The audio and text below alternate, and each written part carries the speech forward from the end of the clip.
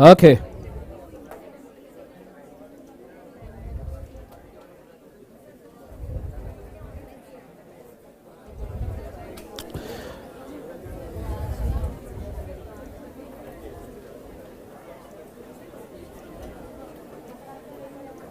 Zoom out करशील थोडं.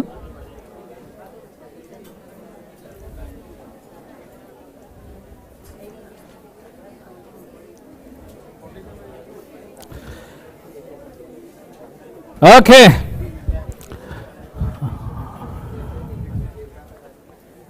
जी.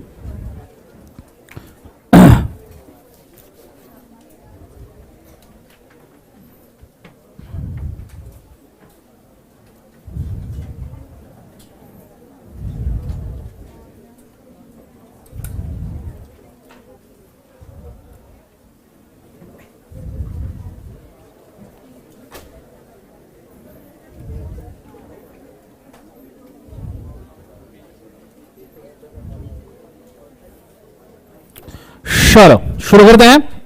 सो आवाज आ रही है सबको clearly? Everybody hello hello hello. आवाज क्लियर है उधर? यस और नो? इको आ रहा है. व्हाई दिस कोलैबोरेटी डीटी में नहीं आ रहा था?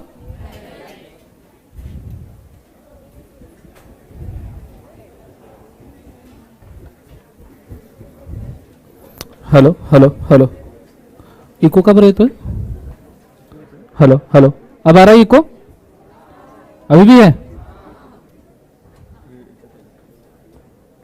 नहीं यानी तो कहीं सुना नहीं. इको कहां से आ रही? डीटी में नहीं आ रहा था ना?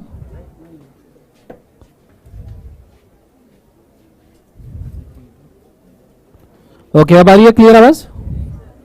अभी भी इको ही आ रहा है? टीव्हीचा आवाज बंद आहे का बघ एकदा.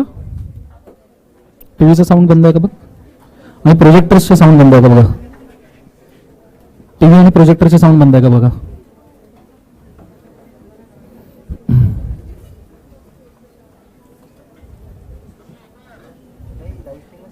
लाइव स्ट्रीम में नहीं आएगा. यहाँ टीवी या प्रोजेक्टर की आवाज शुरू होंगे मेनली. ये लो प्रोजेक्टर का रिमोट ले टीवी के. आवाज कम देखिए इनके प्रोजेक्टर्स के साउंड.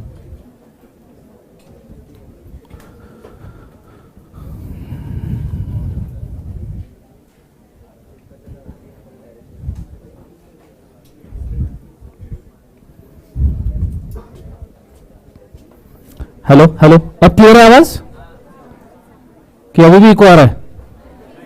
अब क्लियर है ना? चलो उधर प्रोजेक्टर का आवाज बंद करना. मैं सभी के बोल रहा हूं देखो.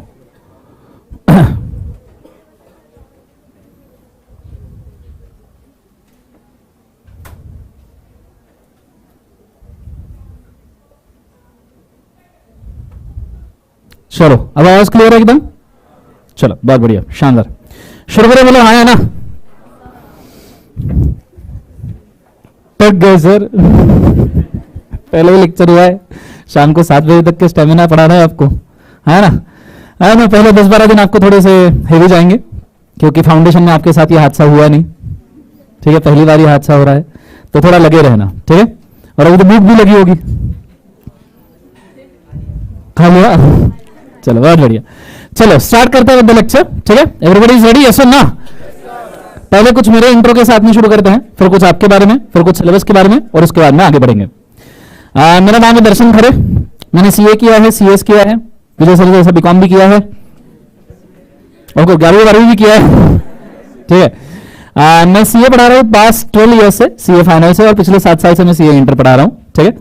और सीए फाउंडेशन अभी मैंने 1 साल पहले पढ़ाना शुरू किया, 1-2 साल पहले. मैंने पहले जॉब किया था बीके खरायन कंपनी वगैरह के अंदर. क्या झालं? टीव्ही का रिमोट तुला दिलं होतं ना रिमोट आता? करून घे पुरा बंद कर उसको. तर रिमोट तुझ्याच जवळ ठेव, इकडे काही कामच नाही त्याचं. खेळ तिथे मस्त. चलो जरा आगे. सो मैंने सीए करने के बाद में जॉब किया नियरली 1-1.5 साल तक के. फिर मेरे को समझ में आया मेरे को जॉब नहीं करना है. ठीक है. और फिर मैंने टीचिंग शुरू किया। पिछले 12 साल से लॉ पढ़ा रहा हूँ। ये हो गया बहुत सारा परिचय, ठीक है। अब बढ़ते हैं क्लास के रूल्स की तरफ। कुछ रूल सेट कर ले क्लास के थोड़े बहुत छोटे मोटे से, ये समझना आगे। फर्स्ट एंड फॉरमोस्ट रूल, मैं तुम्हें कुछ भी सवाल पूछूं मेरे को जवाब चाहिए। पाइजे नंजे चाहिए, नंजे पाइजे। समझ में आ रहा है सबको? ये सुनना, मैं तुमको पूछा गधे को पैर कितने, 5 बोले, मेरे को कोई दिक्कत नहीं है, हो सकता है उसने देखा हो, अब देखो क्या प्रॉब्लम। अब बेसिकली अगर देखा जाए तो मेरे को आंसर चाहिए, उसको करेक्ट करने का काम मेरा है। इट्स योर प्लेग्राउंड, आप यहां खेलिए लॉ के अंदर, आप जहां भटकोगे वहां पे वापस लाने का काम मेरा है, ठीक है ना। I will do that, don't worry, ठीक है। नेक्स्ट रूल, आपके जो फोन्स है, मैं पढ़ाते वक्त कोई भी फोन यूज नहीं करेगा। अगर तुम फोन यूज करोगे तो तुम्हारा फोन 24 घंटे के लिए कॉन्फिस्केट हो जाएगा, उसके ऊपर चैटिंग भी मैं ही करूंगा। फिर मैं बोलना सर मेरा अच्छा खासा चल रहा था, हाँ मेरे बाबू ने ताना ताया और तुम बीच में आ गए सर।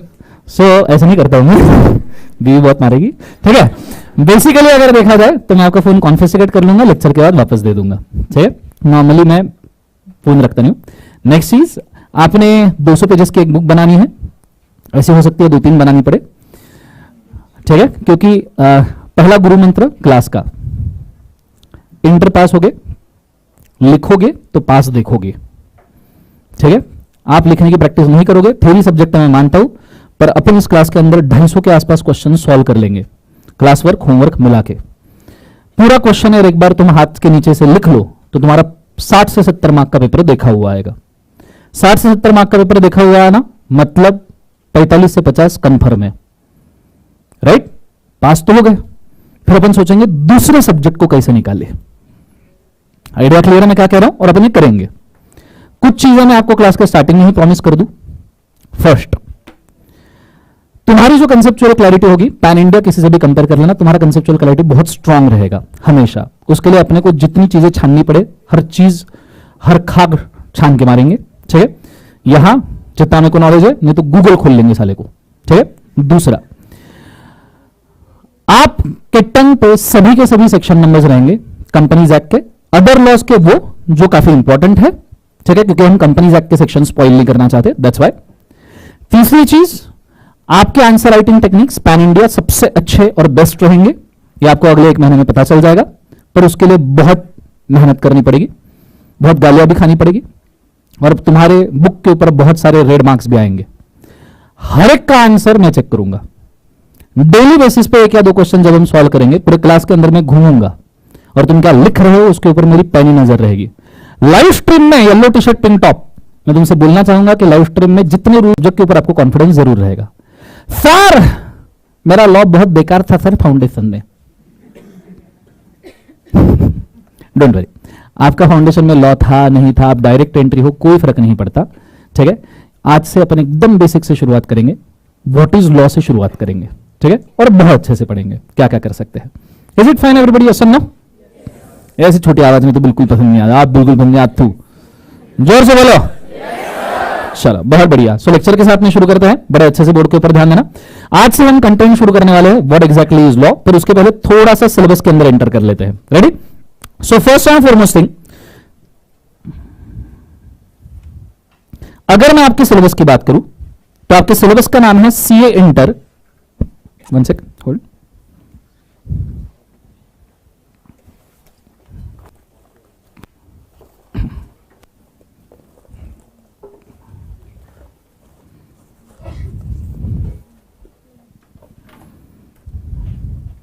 ओके।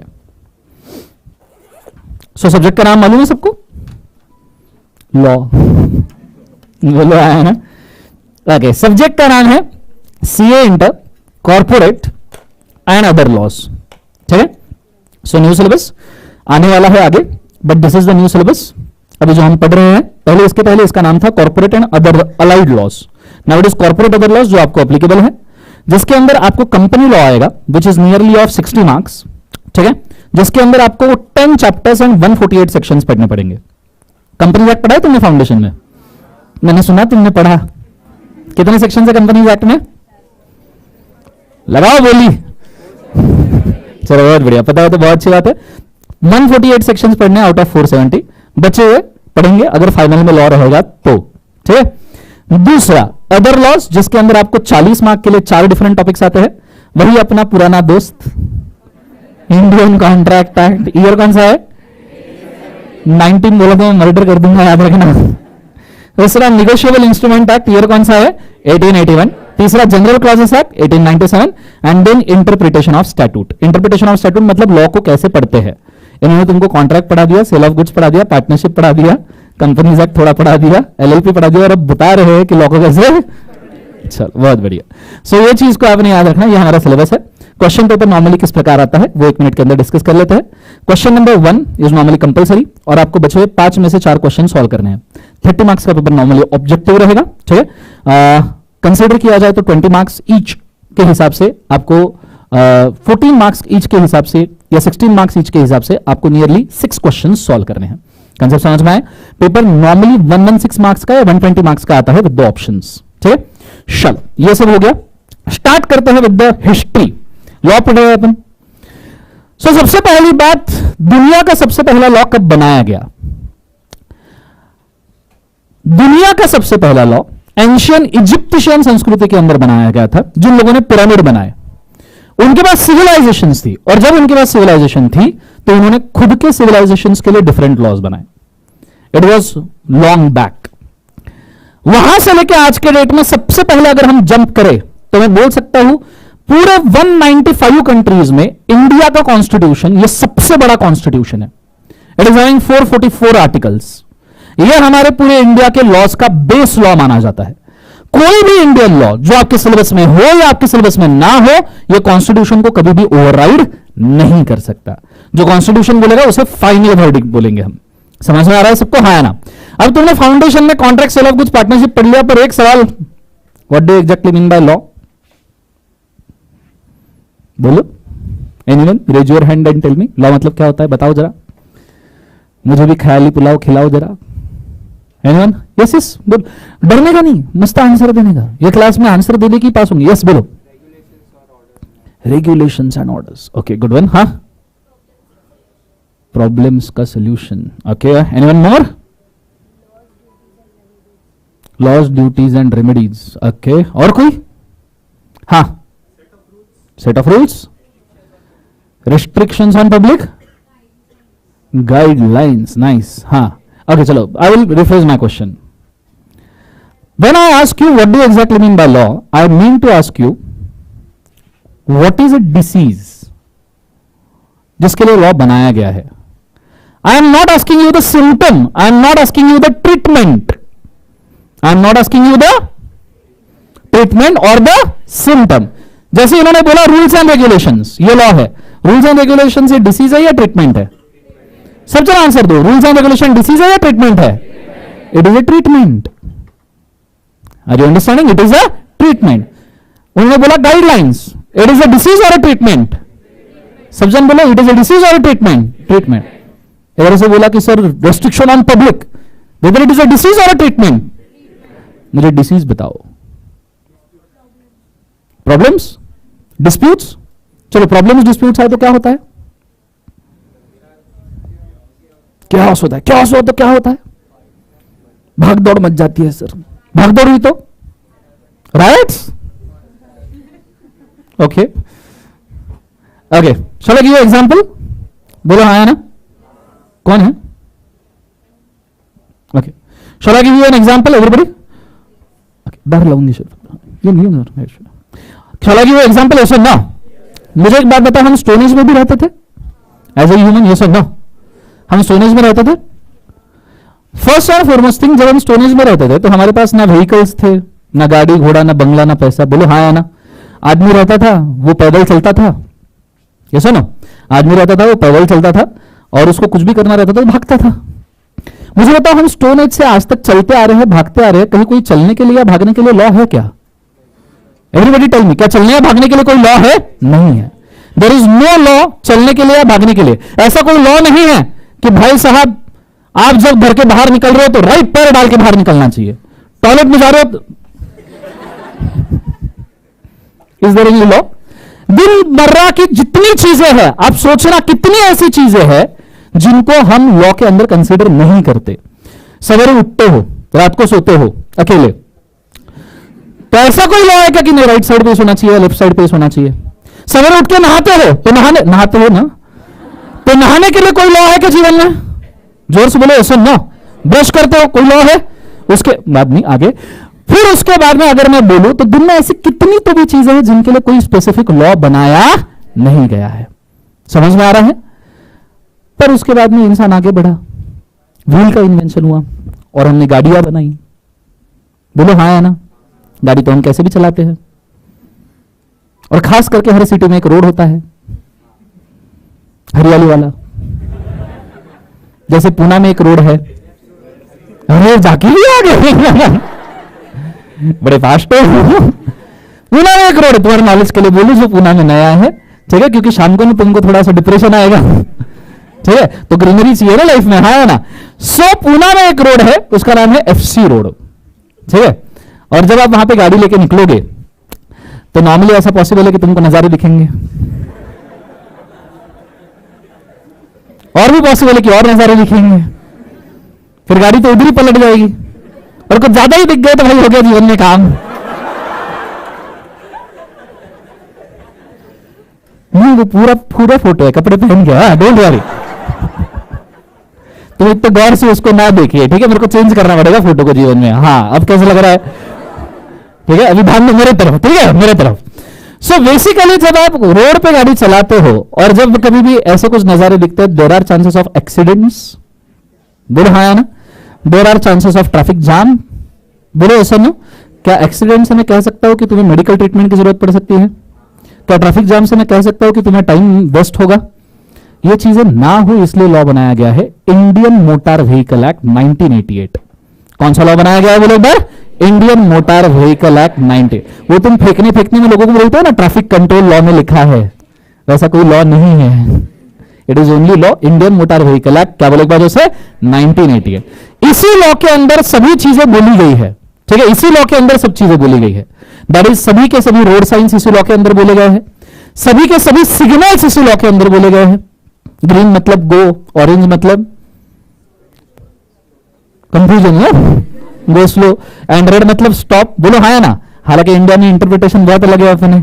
बोलो ऐसा ना? ग्रीन मतलब गो, ऑरेंज मतलब let's go fast, and red मतलब इफ देयर इज नो मामू लेट्स गो। बोलो हाँ ना? So this is interpretation of the law, अपने अपने हिसाब से हम लेते हैं, राइट? यस और नो? तो that is called as Indian motor vehicle act. बस हीरो बना के छोड़ेगा भाई तू मेरे को। सो ये चीज को बड़े अच्छे से याद रखिएगा। यहां तक समझ में आया सबको? यस और नो? सो एक बार वापस से लॉ का नाम बोलो, क्या है बोलो एक बार? Indian motor vehicle act 1988। पहला लॉ अपने नाम सुन लिया। सो बेसिकली मेरा कहने का मतलब यह है कि लॉ ये सिर्फ तुम्हें टॉर्चर करने के लिए नहीं बनाया जाता कि पार्लियामेंट के लोगों के पास खाली पे समय है, चलो प्रोफेशनल स्टूडेंट्स को टॉर्चर करते, 4 बना के दे देते सिलेबस में। इसके लिए लॉ नहीं बनाया जाता। लॉ इसलिए बनाया जाता है क्योंकि सिचुएशन लॉ को डिमांड करती है। जब लोगों के एक्सीडेंट होना शुरू हुए, जब लोगों के ट्रैफिक जाम होना शुरू हुए, तब जाके हमको पता चला कि नहीं यार, there is a need of a law. समझो मैंने तुमको इस रूम के अंदर बचपन में स्कूटी चलाई है, स्कूटी वो ऐसे ऐसे वाली, कोई मिल गया, मैं आ रहा हूं दादी, मैं आ रहा हूं, दैट वन। बोलो हाँ है ना? सो स्कूटी तुमको मैंने अगर दे दी, सब डेस्क बेंचेस निकाल दिए और तुमको बोला घूमो, तो तुम किधर भी भागोगे? लड़के इधर उधर, लड़के उनके पीछे। बोलो सुनो, फिर तुम जा जाके गाड़ियां ठोकोगे एक दूसरे को। बोलो हाँ है ना?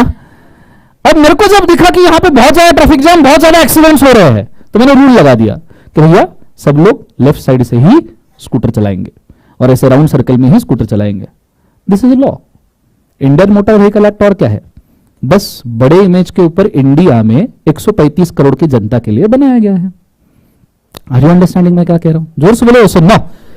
सो सेंटेंस मेरे साथ पढ़ना, ठीक है? सिंक्रोनाइजेशन में पढ़ सकते हैं अपन। बचपन में अपन ने ए फॉर एप्पल किया था ना? ए फॉर बोलो दो, अभी जिंदगी भर बोला ये बोलो ए फॉर, बी फॉर बड़ा apple. Sir let's go, the law से 1 2 3 बोलो क्या है? The law not made for preparation sake, the situation demands the law, there is a history behind every law, if you read the history thoroughly it will help you to understand the law better. Following are the examples of the law which came as a consequence of a history. आपने कभी Bhopal gas tragedy सुना है? मैं कुछ example देना चाहूंगा कि situation wise law किस प्रकार बनाया जाता है उसका। अगर आपने भोपाल गैस ट्रेजेडी सुना है तो मैं आपको मेंशन करूं, Bhopal gas tragedy, left side light actually camera थोडा तिकडे दुसऱ्या अपोजिट साइड कॉर्नरला घे मला, corner corner okay. Bhopal gas tragedy अगर आप देखो तो 2-3 दिसंबर 1984 को हुआ था, ठीक है। 2-3 दिसंबर कब बोले एक बार उसे 1984। पर मैं आपको बोलूं तो बेसिकली भोपाल गैस ट्रेजेडी में रातों रात 4000 लोग मर गए थे। वहां से लेकर अभी तक के 50,000 परमानेंटली इंजोर हुए हैं एंड 5 लाख लोग इसके नियरली चपेट में आए। जो भोपाल गैस ट्रेजेडी का कंपनी था ना, यूनियन कार्बाइड, वो कंपनी का जो चेयरमैन था वॉरेन एंडरसन, वो बंदे को इंडियन गवर्नमेंट को और इंडियन लोगों को as a compensation 470 crore rupees देना था 85 में। बिना दिए भाग गया, 95 ईयर्स तक जिया जीवन, और हम अभी तक के वो पैसा वसूल नहीं पाए।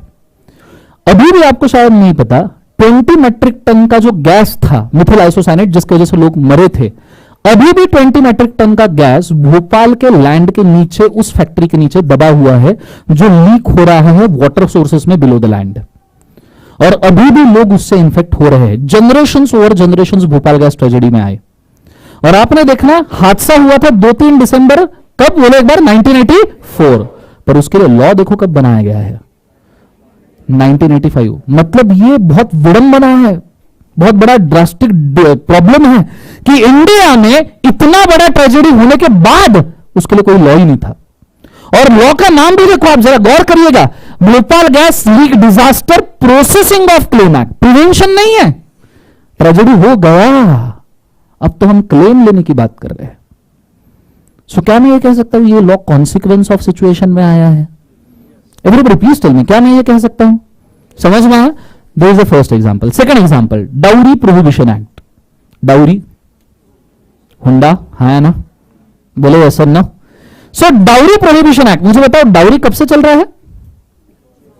राजा महाराज, वो जोधा अकबर मूवी देखा होगा, बाहुबली, उसमें सब वो गधे घोड़े, गधे नहीं सॉरी, घोड़े हाथी वगैरह लेके रानी के महल में पहुंचाते हैं, हीरे हीरे रानी लेके आती है ना, ऐसा ना, तब से डाउरी चल रहा है। पर एक्ट देखो कब बना, 1961। इंडिया इंडिपेंडेंट हुआ 1947 में, 3 साल में पार्लियामेंट में, 3 साल में हमारा कॉन्स्टिट्यूशन बना, और 10 साल तक के हमने डाउरीज के इशू फेस किए। क्योंकि देखो ब्रिटिशर्स हमको भले रूल करके गए, पर ब्रिटिशर्स एक सिस्टम लगा के गए थे, रिस्पेक्ट वुमेन।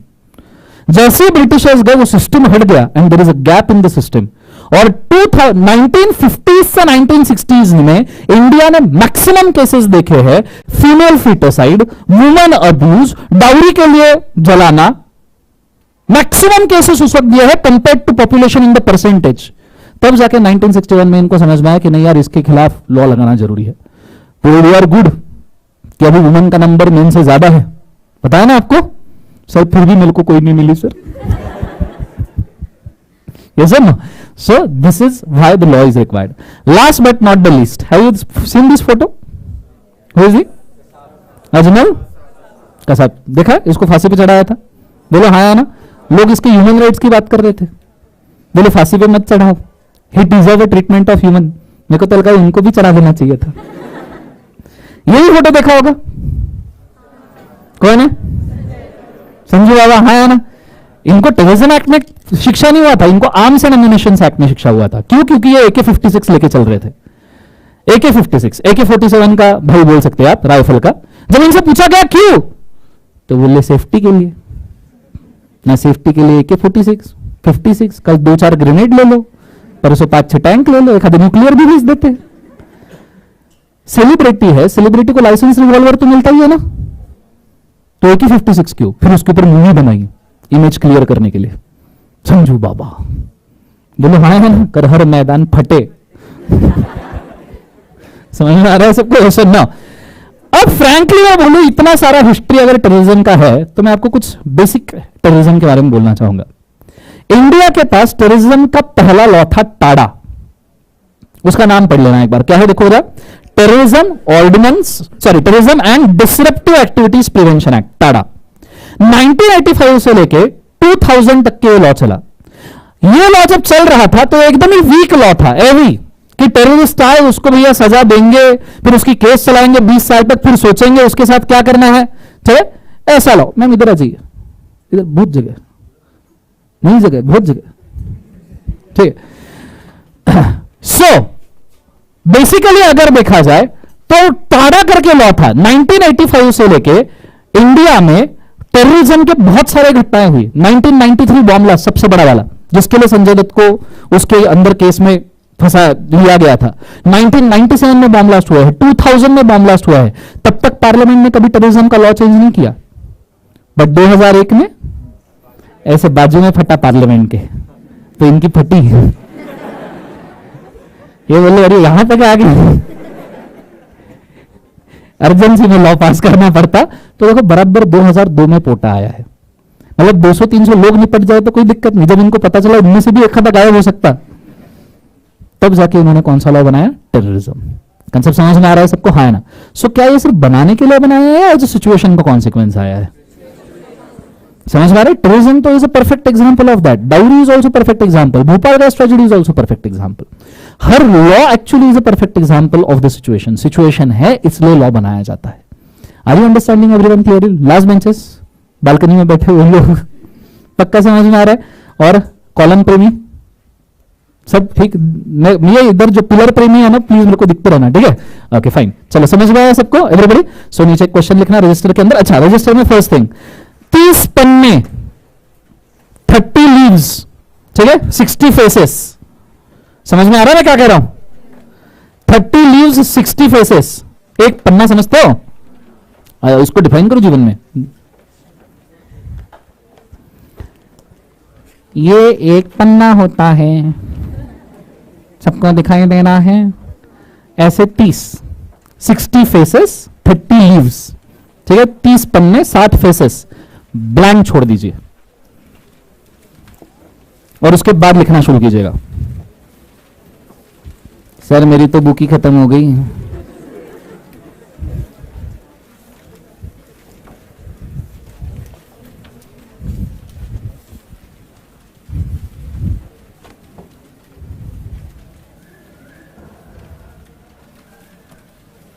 लेकिन बाहर में जाऊन लाओ, ये हो सकता है?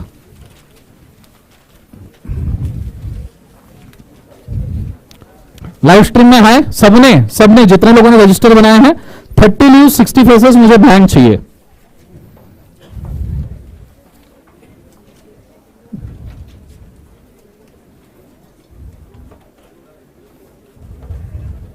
बहन लाओ तिकड़ने अंदर से।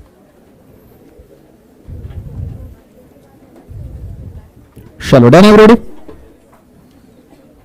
बोलो ऐसा ना। उसके ऊपर सवाल लिखो, why law is made. Question लिखना, व्हाई लॉ इज मेड।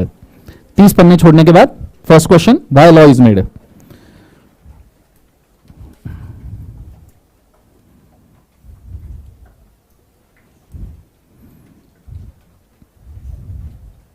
लिखा सबने?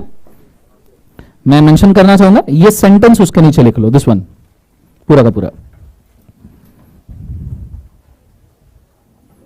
अजून इकडे घेशील कॅमेरा, थोडा खूप आत जातोय।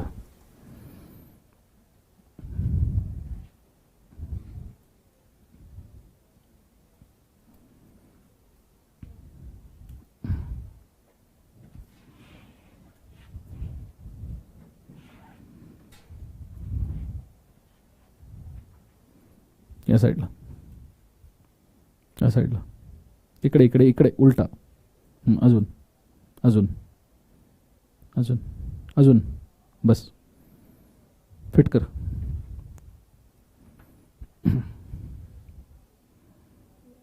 हा पूरा सेंटेंस।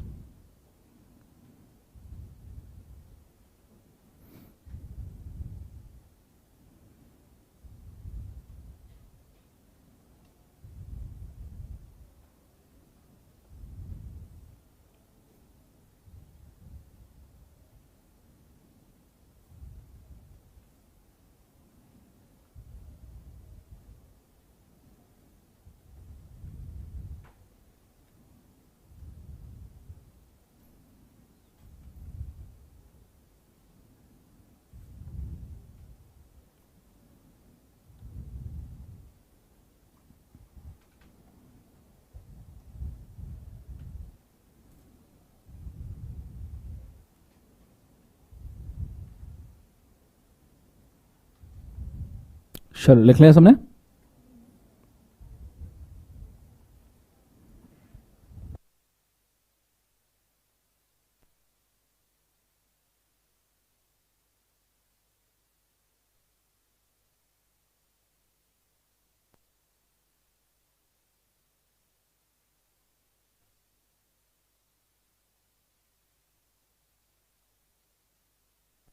Done everybody?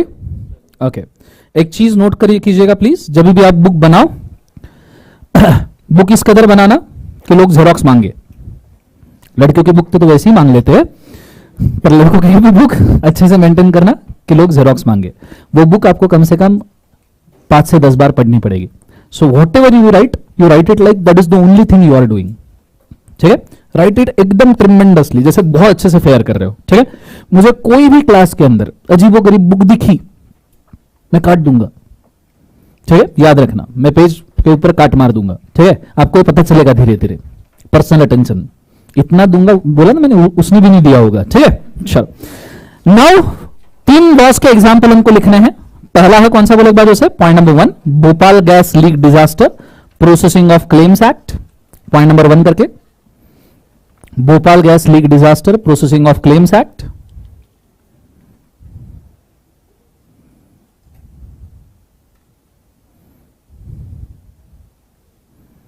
सिर्फ नाम लिखना है।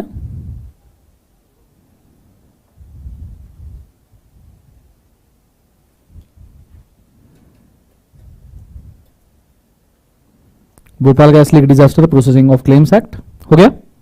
दूसरा, dowry prohibition act 1961। Second, dowry prohibition act 1961, dowry prohibition act 1961।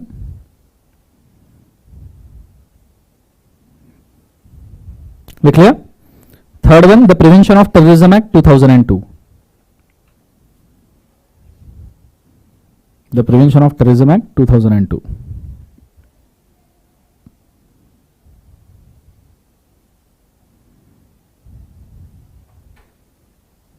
चल लिख लिया सबने? Done everybody? Can you tell me ये तीनों लॉज में कॉमन पॉइंट क्या है, क्यों बनाया गया है, क्या करने के लिए बनाया गया है?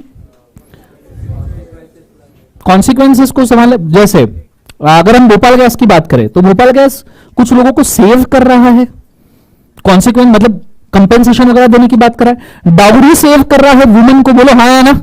डाउरी प्रोहिबिशन और प्रिवेंशन ऑफ टेररिज्म हम सबको सेव कर रहा है। सो क्या हम कह सकते हैं कि लॉ के अंदर कुछ पॉइंट्स कॉमन होते हैं हमेशा? So next question, that is what are the factors on which law is based? लिखना नहीं अभी, just hold. What are the factors on which law is based? So ऐसे कौन से फैक्टर जिसके ऊपर लॉ डिपेंड करता है? ये तीनों लॉज में क्या कॉमन था? सब जन बोले एक बार, सेफ्टी, कि लोग आपको पहले सेफ रखी जाने की कोशिश की जा रही है। कोई भी लॉ अवॉइड नहीं बनाया जा रहा, आपको सेफ रखना है इसलिए बनाया जा रहा है। Clear concept? So the first primary thing is, सब जन बोले एक बार, safety. Clear concept? Safety from terrorism, safety from bomb blast etcetera. Second चीज आफ्टर सेफ्टी आपको मिलनी चाहिए, दैट इज अ बेनिफिट।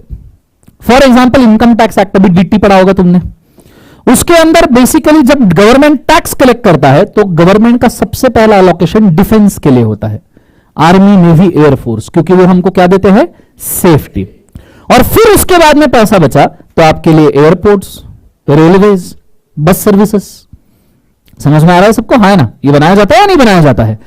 आप सोचो अगर आपको ट्रैवल करना है विदाउट इन चीजों के तो कितना कठिन होगा जीवन में, बोलो सर ना? अब ये दो चीजें तो लॉ के अंदर होनी ही चाहिए।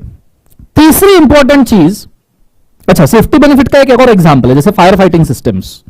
अगर कभी आग लगी हो घर में, गांव में, दिल में और कहीं, तो ऐसे सिचुएशंस में, मतलब दिल वाली तो नहीं बुझा सकते, बट ऐसे सिचुएशन में fire fighters will be used. बोलो हाँ है ना?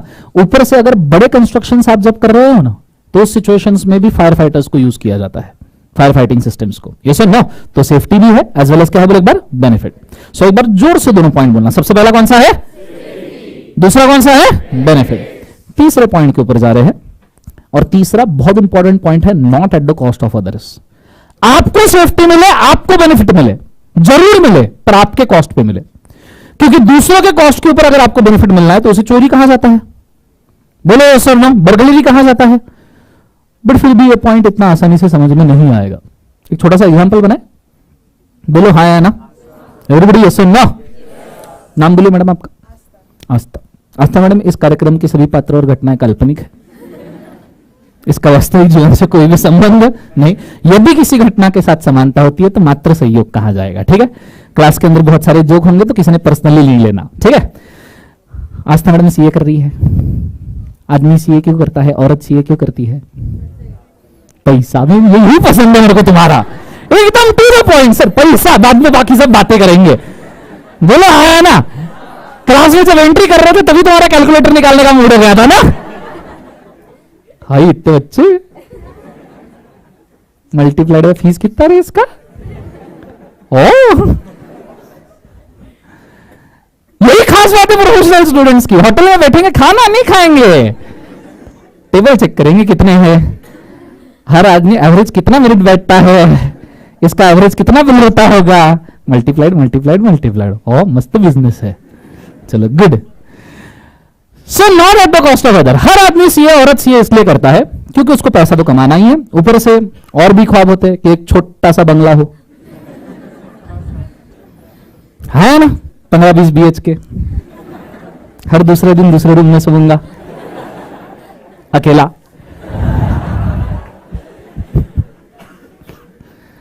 उसके बाद एक और ख्वाब होता है, एक छोटी सी गाड़ी हो. बोलो हाँ या ना. और लड़के रहे तो एक सुंदर सी बाइक. हर जगह बाइक काम में नहीं आते बेटा.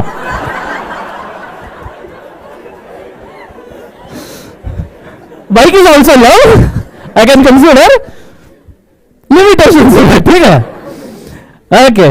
सो एक छोटा सा बंगला, एक गाड़ी, एक सुंदर सी लड़की या बाइक, चॉइसेस के ऊपर डिपेंड है. और मैम के भी सपने थे तो मैम ने एक छोटा सा बंगला बना लिया और सच में गाड़ी ली. करोड़ों रुपए कमा के एक नैनो. क्योंकि मैडम को कार चलाना आता है. मैडम नहीं आता इसलिए तो ली. बोलो नैनो कितनी भी ठोको, 1.5 लाख का खर्चा. पूरी ठोक देते ही 1.5 लाख का खर्चा. सही है एकदम. बोलो हाँ है ना. तो मैडम ने एकदम चिली रेड कलर की नैनो चूज की कि 5 सिग्नल दूर से ही दिख जाए. जिस दिन गाड़ी चलाने का समय आया, शोरूम से गाड़ी निकालने का, मैडम को ब्रेक और एक्सीलेटर में फर्क नहीं पता चला तो उन्होंने जो मिला वो शोरूम फोड़ के कार बाहर आई. मैडम ने विंडशील्ड नीचे कर दिए. Late the air force come in. Seat belt बांध लिया. फुल आवाज में गाने, लिम्बोर्गिनी चलाई जाने. गाड़ी में कौन से बैठे, गाना कौन से चल रहे हैं? लिम्बोर्गिनी चलाई. फिर फुल स्पीड में गाड़ी जा रही थी. सामने एक रेड सिग्नल दिखा. मैडम बोले ओ मैचिंग मैचिंग. और मैडम ने सिग्नल तोड़ दिया और बीच चौक में जाके ठोक दी BMW 7 सीरीज को. BMW 7 सीरीज, मैडम के नैनो.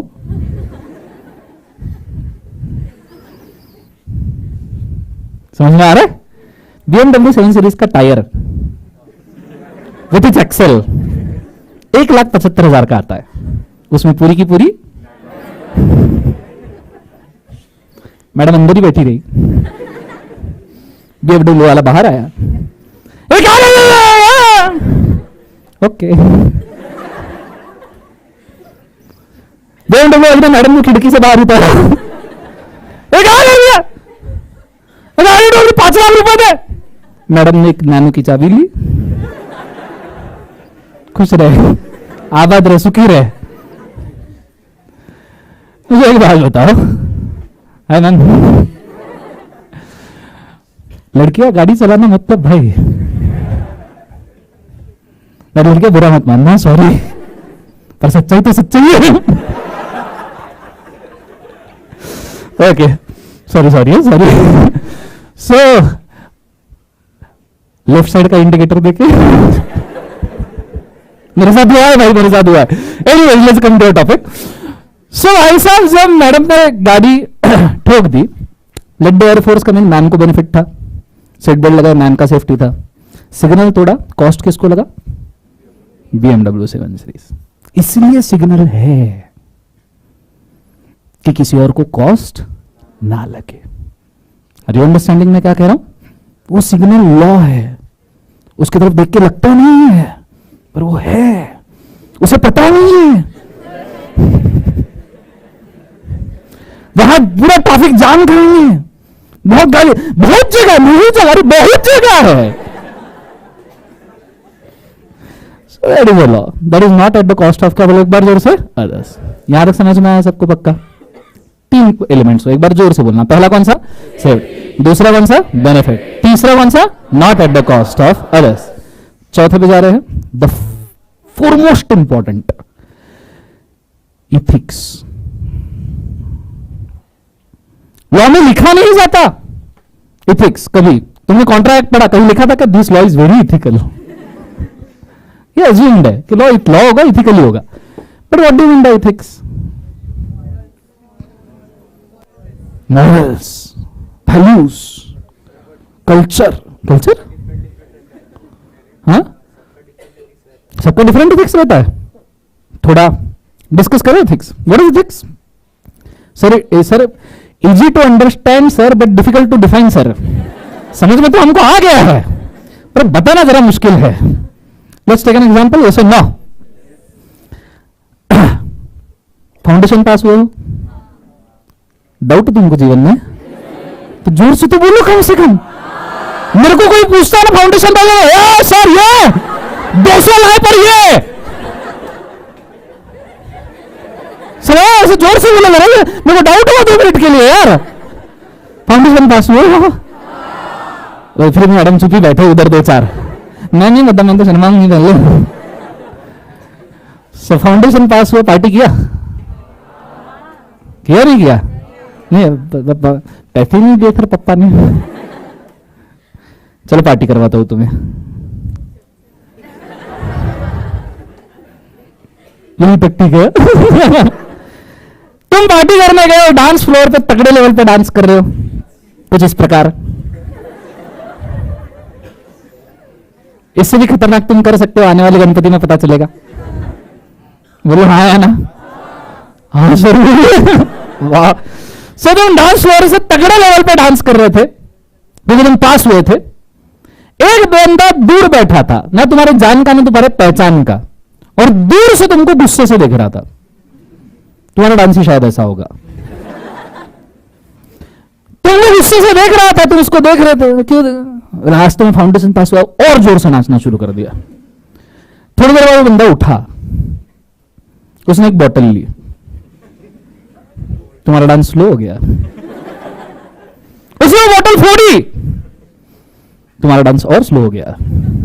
और फिर उसने फोड़ी हुई बोतल लेके आंखों में अंगारे लिए तुम्हारी तरफ भागना शुरू किया। तुम्हारा डांस स्लो मोशन हो गया। मुझे बताओ, रीजन पता हो ना पता हो, अपोजिट डायरेक्शन में भागोगे नहीं भागोगे? सीए का एग्जाम पास किया है, फाउंडेशन का, आर्मी की ट्रेनिंग नहीं की है, ये नहीं जानता। बैलेंस शीट बोलो कितनी टैली करनी है, फाइटिंग है, तो तुमने अपोजिट डायरेक्शन में भागना शुरू किया। तुम आगे वो पीछे तुम आगे, टू मच फन। 2 किलोमीटर तुम पूरा भाग लिए। तुमने सोचा मैं क्यों भाग रहा हूं? फिर तुमने सोचा अरे हाँ, मेरे पास भी तो हथियार हो सकते हैं। तुमने आजू बाजू में देखा, तुमने 2 बोतल उठाई, तुमने दोनों फोड़ी और तुम उसकी तरफ पलटे, बोले 2 केस। फर्स्ट केस में उस बंदे ने तुम्हें मस्ती मजाक में मार दिया क्योंकि उसको कुछ ही मजा नहीं आ रहा था, तुमको बहुत ही ज्यादा आ रहा था। सिर पे बोतल फोड़ी, पेट में डाली। Murder 1, murder 2। मुझे बताओ, मजाक में, मस्ती मजाक में उसने तुम्हें मारा, इथिकल है या अनइथिकल है? तुम तो मरे हो, तुम्हें कौन पूछेगा? अच्छा, वहां के आजू बाजू वाले लोगों को पूछो इथिकल है अनइथिकल है? इसने मजाक में मेरे को मारा बोलना, इथिकल है अनइथिकल है? वो भी अनइथिकल ही बोलेंगे। बोलो हाँ या ना? वही दूसरे केस में तुमने उसको 2 बोतल मारी है। मर्डर 3, 3 पार्ट रिलीज हुई थी। सो तूने 2 बॉटल उसको मारी, वो मर गया, वो भी सेल्फ डिफेंस में मारी क्योंकि तुम नहीं मारते तो वो तुम्हें मार देता था। अब बोलो इथिकल है अनइथिकल है? अच्छा तुम करो रस लीला है, वो करे कैरेक्टर ढीला, उसने मर्डर किया मर्डर हो गया, तुम करो तो नो सर। चलो ठीक है, तुमने तो मर्डर किया है, तुमको तो कोई नहीं बताएगा।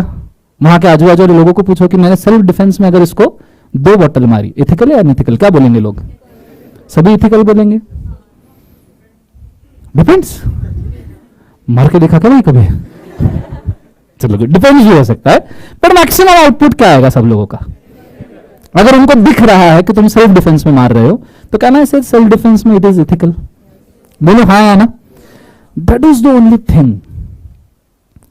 सिचुएशन का एनालिसिस करके जब तुम्हारा दिमाग तुम्हें सही गलत का चुनाव बोल देता है और तुम सही चुनते हो, उसे इथिक्स कहते हैं। उसे क्या कहते हैं? इथिक्स। भगवत गीता में लिखा है धर्मः मतिभ्यः उद्गीरतः। सर सुनने में बहुत अच्छा लगा, प्लीज एलैबोरेट। धर्म मतलब इथिक्स, मतिभ्यः मतलब दिमाग, उद्गीरतः मतलब जन्म। धर्म इथिक्स ये आपके दिमाग से जन्म लेता है क्योंकि दिमाग सिचुएशन एनालिसिस जानता है। तो लॉ चाहे जो भी बोले, लॉ तो बोलता रहेगा। लॉ बोलता है चोरी करना पाप है मेरे भाई, चोरी करना क्या है? पाप है। मुझे एक बात बताओ, हाँ मुझे एक बात बताओ, चोरी करना पाप है, fine, I agree, totally agree, everyone agrees. चोरी करना गलत है, एवरीवन एग्रीज, पक्का हाँ है ना? अगर कोई ऑर्फन बच्चा है, जॉब उसको दे नहीं सकते, चाइल्ड लेबर अलाउड नहीं है, खाने पीने के लिए कुछ नहीं है, पेट भरने के लिए बेचारा कहीं से थोड़ी बहुत फूड की चोरी कर रहा है सिर्फ जीने के लिए, अनइथिकल? मरने दे, भूखा प्यासा रहने दे। बोलने के लिए इजी है पर दिल नहीं मानता। बोलो हाँ या ना? That is ethical dilemma. That is ethical dilemma. पता नहीं क्या। एक और एग्जांपल लेते इथिकल डायलेमा का, ठीक है? नाम बोलो बेटा। प्रबल। डर गए हमें? गुड। आपका? हार्दिक, यश। प्रबल, हार्दिक, यश तीनों बहुत अच्छे दोस्त थे। हार्दिक को स्टंट देने का शौक था, पात्र घटनाएं काल्पनिक, और यश को स्विमिंग सीखना था।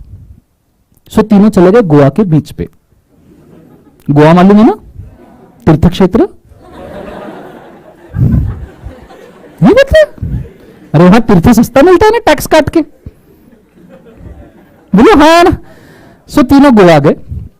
हार्दिक को स्टंट देना था तो उसने रॉकेल ले लिया मुंह में, रॉकेल भर लिया मुंह में, और यश को स्विमिंग सीखना था तो बोले मैं स्विमिंग सीधा समंदर में सीखेगा, तो इसने समंदर में छलांग लगा दी। इधर से प्रबल आ रहा था बॉटल्स लेके, पानी की प्रबल आ रहा था बॉटल्स लेके। उसने देखा कि हार्दिक ने फू किया और कुछ और ही जलने लगा। हार्दिक ने आग पकड़ ली और इधर यश ने डाइव मारी, चिल्लाने लगा, डूबने लगा। प्रबल दुर्बल हो गए।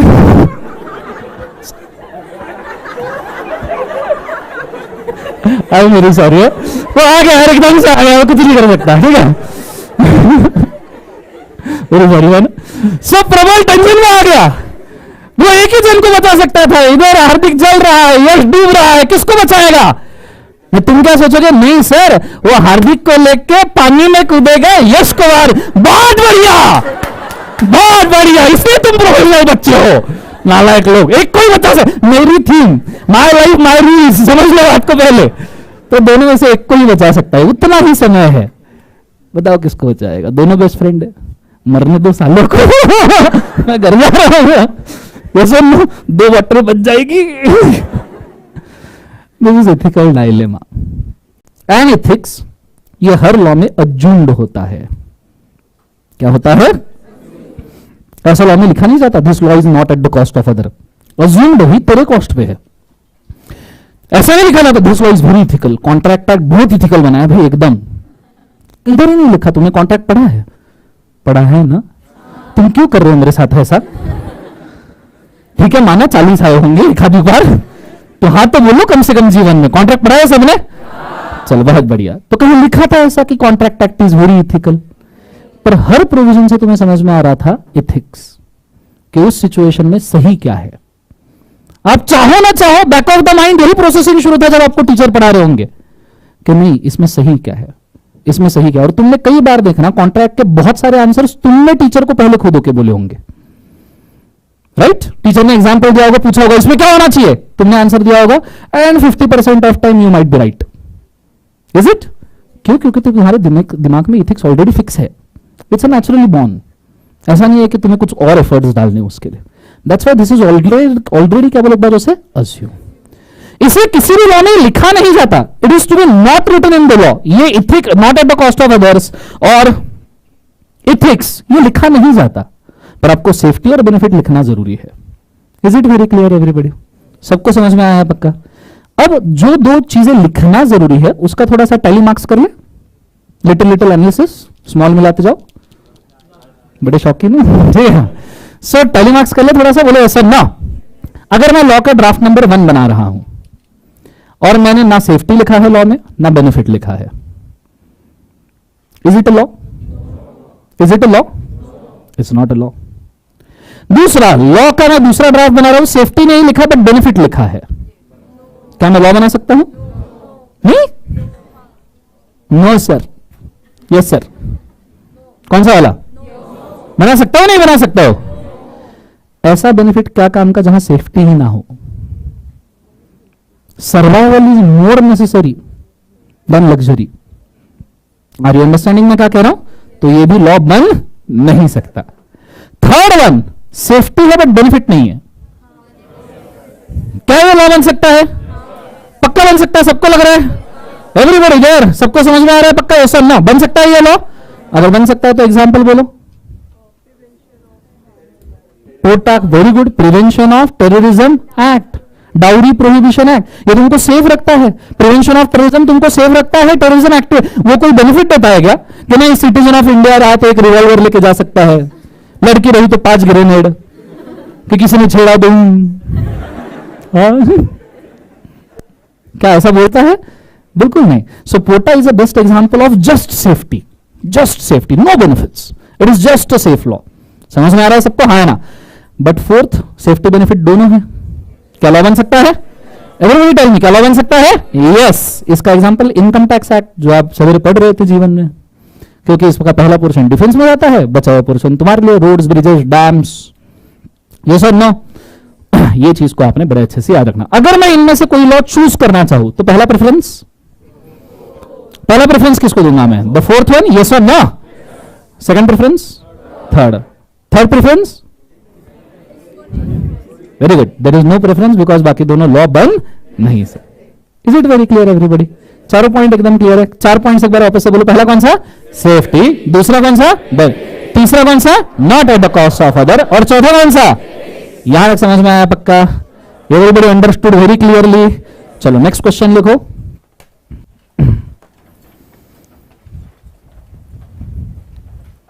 What are the factors? What are the factors on which law is based?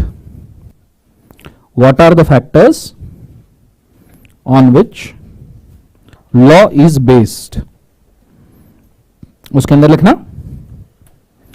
there are 4 factors. There are 4 factors on which law is depending. There are 4 factors on which law is depending. It's okay. On which law is depending. Two of them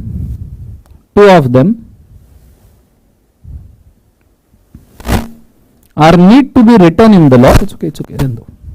2 of them are need to be written in the law.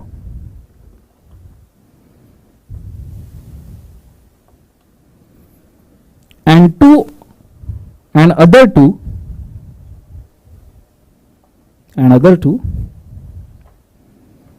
are assumed in the law.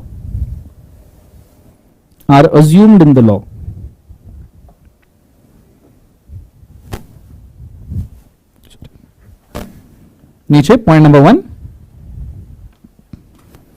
Safety of people and environment. आजकल environment friendliness भी आ रहा है ना बहुत ज्यादा, ये सो ना। सो safety of people and environment. Second, benefit of the people and environment, benefit of the people and environment.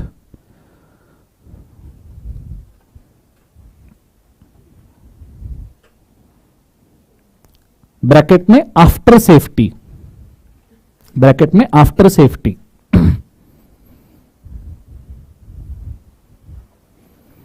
Third, safety and benefit, safety and benefit, safety and benefit, but not at the cost of others, but not at the cost of others,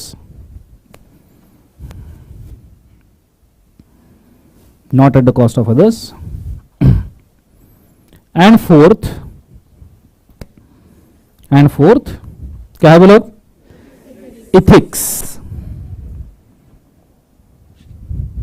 ethics लिख लिया सबने? फिर ये chart है, इसको copy कर लीजिएगा। नहीं, नीचे एक और सेंटेंस लिखिएगा। As first two factors, as first two factors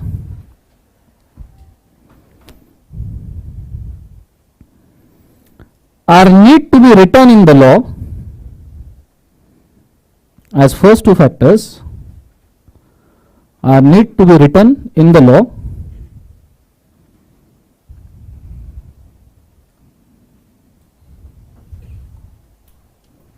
are need to be written in the law. The analysis of the same is as follows. The analysis of the same is as follows.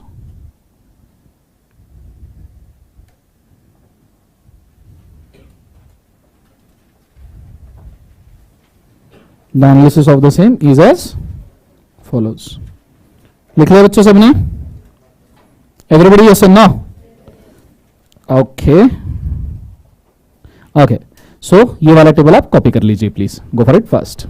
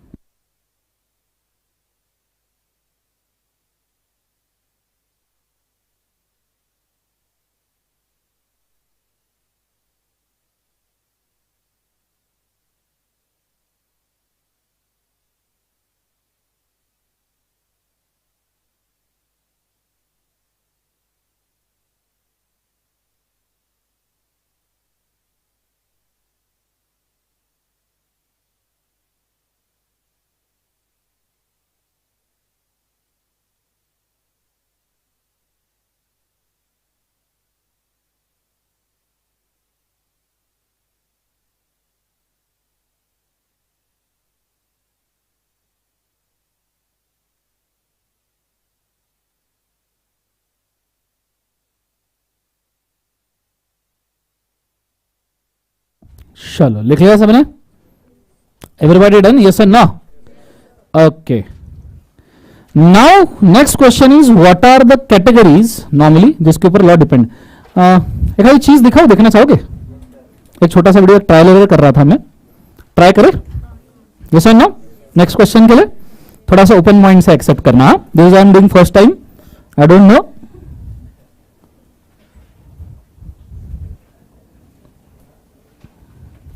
Hold, just give me 1 minute.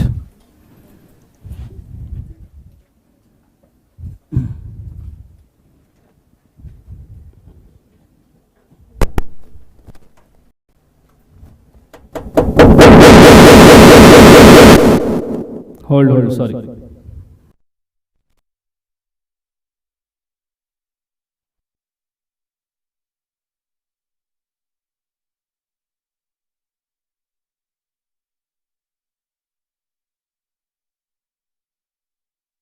Sir, sir, हे भगवान, जिसका डर था वही हुआ. अरे यार. Hi sir. हाय चंपत, कैसा है? हाय गाइस, कैसे हो? हाय बोलो इसको, वरना जाएगा नहीं नालायक यहाँ से। और महानुभाव का इंट्रोडक्शन मैं करवा दूं। सर तुम रहने दो, अपना परिचय हम खुद देंगे। इरशाद। हाय गाइस, मैं हूं संपत। सर से 10 साल से लॉ पढ़ रहा हूं, आज तक पास नहीं हुआ। सीए इंटर के अटेम्प्ट दे जा रहा हूं। देता चा बेटा तेरा क्या जाएगा, हर मे के बाद नवंबर आएगा। चंपत, फालतू बातें बहुत हो गई जीवन में। तू आया क्यों यहाँ पे और इतना सज-धज के क्यों आया है तू जीवन में? सर आज फर्स्ट डे है ना बैच का, इसलिए तैयार होके आया हूं सर। चंपत, गॉगल, फूलों मुंह पे इतना पाउडर लगा है, इंडिया में तंबाकू में चूना भी डाल के नहीं खाते लोग इतना, हैं? क्यों आया यार? तुम फालतू बातें छोड़ो यार। जीवन के अंदर एक क्वेरी आ रहा है सर, बहुत जोर से आ रहा है, इसलिए यहाँ आया हूं सर। तो बहुत जोर से है तो उधर जाके करना चाहिए। अरे यार सर तुम फालतू बातें मत करो यार सर। क्या है बोल, क्या है? सर मेरा सवाल था कि सर तुम इतना लॉ पढ़ा रहे हो सर, ये सर तुम पढ़ा रहे हो, पर मैंने सुना सर कुछ राज्यों में अलग अलग लॉ होते हैं, स्टेट्स में। हाँ होते हैं। तो वैसे सर महाराष्ट्र में गुटखा बैन है सर, गुटखा। हाँ है। गाइस बोलो जुबा केसरी, जुबा केसरी। हाँ जुबा केसरी। सर महाराष्ट्र में गुटखा बैन है सर, गुजरात में लिकर बैन है सर, ड्राई स्टेट सर, पता नहीं लोग सर क्या पीते होंगे वहां पे। तो सर महाराष्ट्र में गुटखा बैन है, गुजरात में लिकर बैन है सर, ऐसे अलग अलग राज्यों में ऐसे अलग अलग लॉ क्यों है सर? क्या सर ये अलग अलग राष्ट्र है सर जीवन के अंदर? ऐसे नहीं। हाँ? चंपत, जीवन में गाइस तुम्हें नहीं लगता, बताओ मुझे, महाराष्ट्र में गुटखा बैन है, पूरे देश में क्यों बैन नहीं है? गुजरात में लिकर बैन है, पूरे देश में बैन क्यों नहीं है? ऊपर से सर होटल में खाना खाने जाते हैं सर, तो सर वहां दो टैक्स लगाते हैं सर, 2.5%, 2.5% सीजीएसटी, 2.5% एसजीएसटी, सर ये क्या सर सीजीएसटी एसजीएसटी? आदमी जिंदा पैदा होते से मरने तक के टैक्स ही टैक्स पे करता है, खाने पे भी टैक्स है सर। गरीब आदमी क्या खाएगा सर? चंपत, ओवर एक्टिंग हो रही है जीवन के अंदर, और तू अभी जाएगा तो मैं जाके बताऊंगा तेरे को क्या होता है। सर जाता हूँ सर। यस कहा जा बैठ जा। लड़की कहाँ है, जरा जाके बैठ जाता हूँ।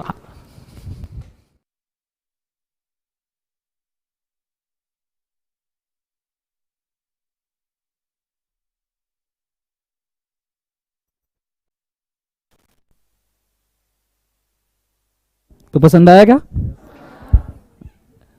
पक्का पसंद आया? Shall we try this more? हमारे पास बहुत सारी केस स्टडीज है।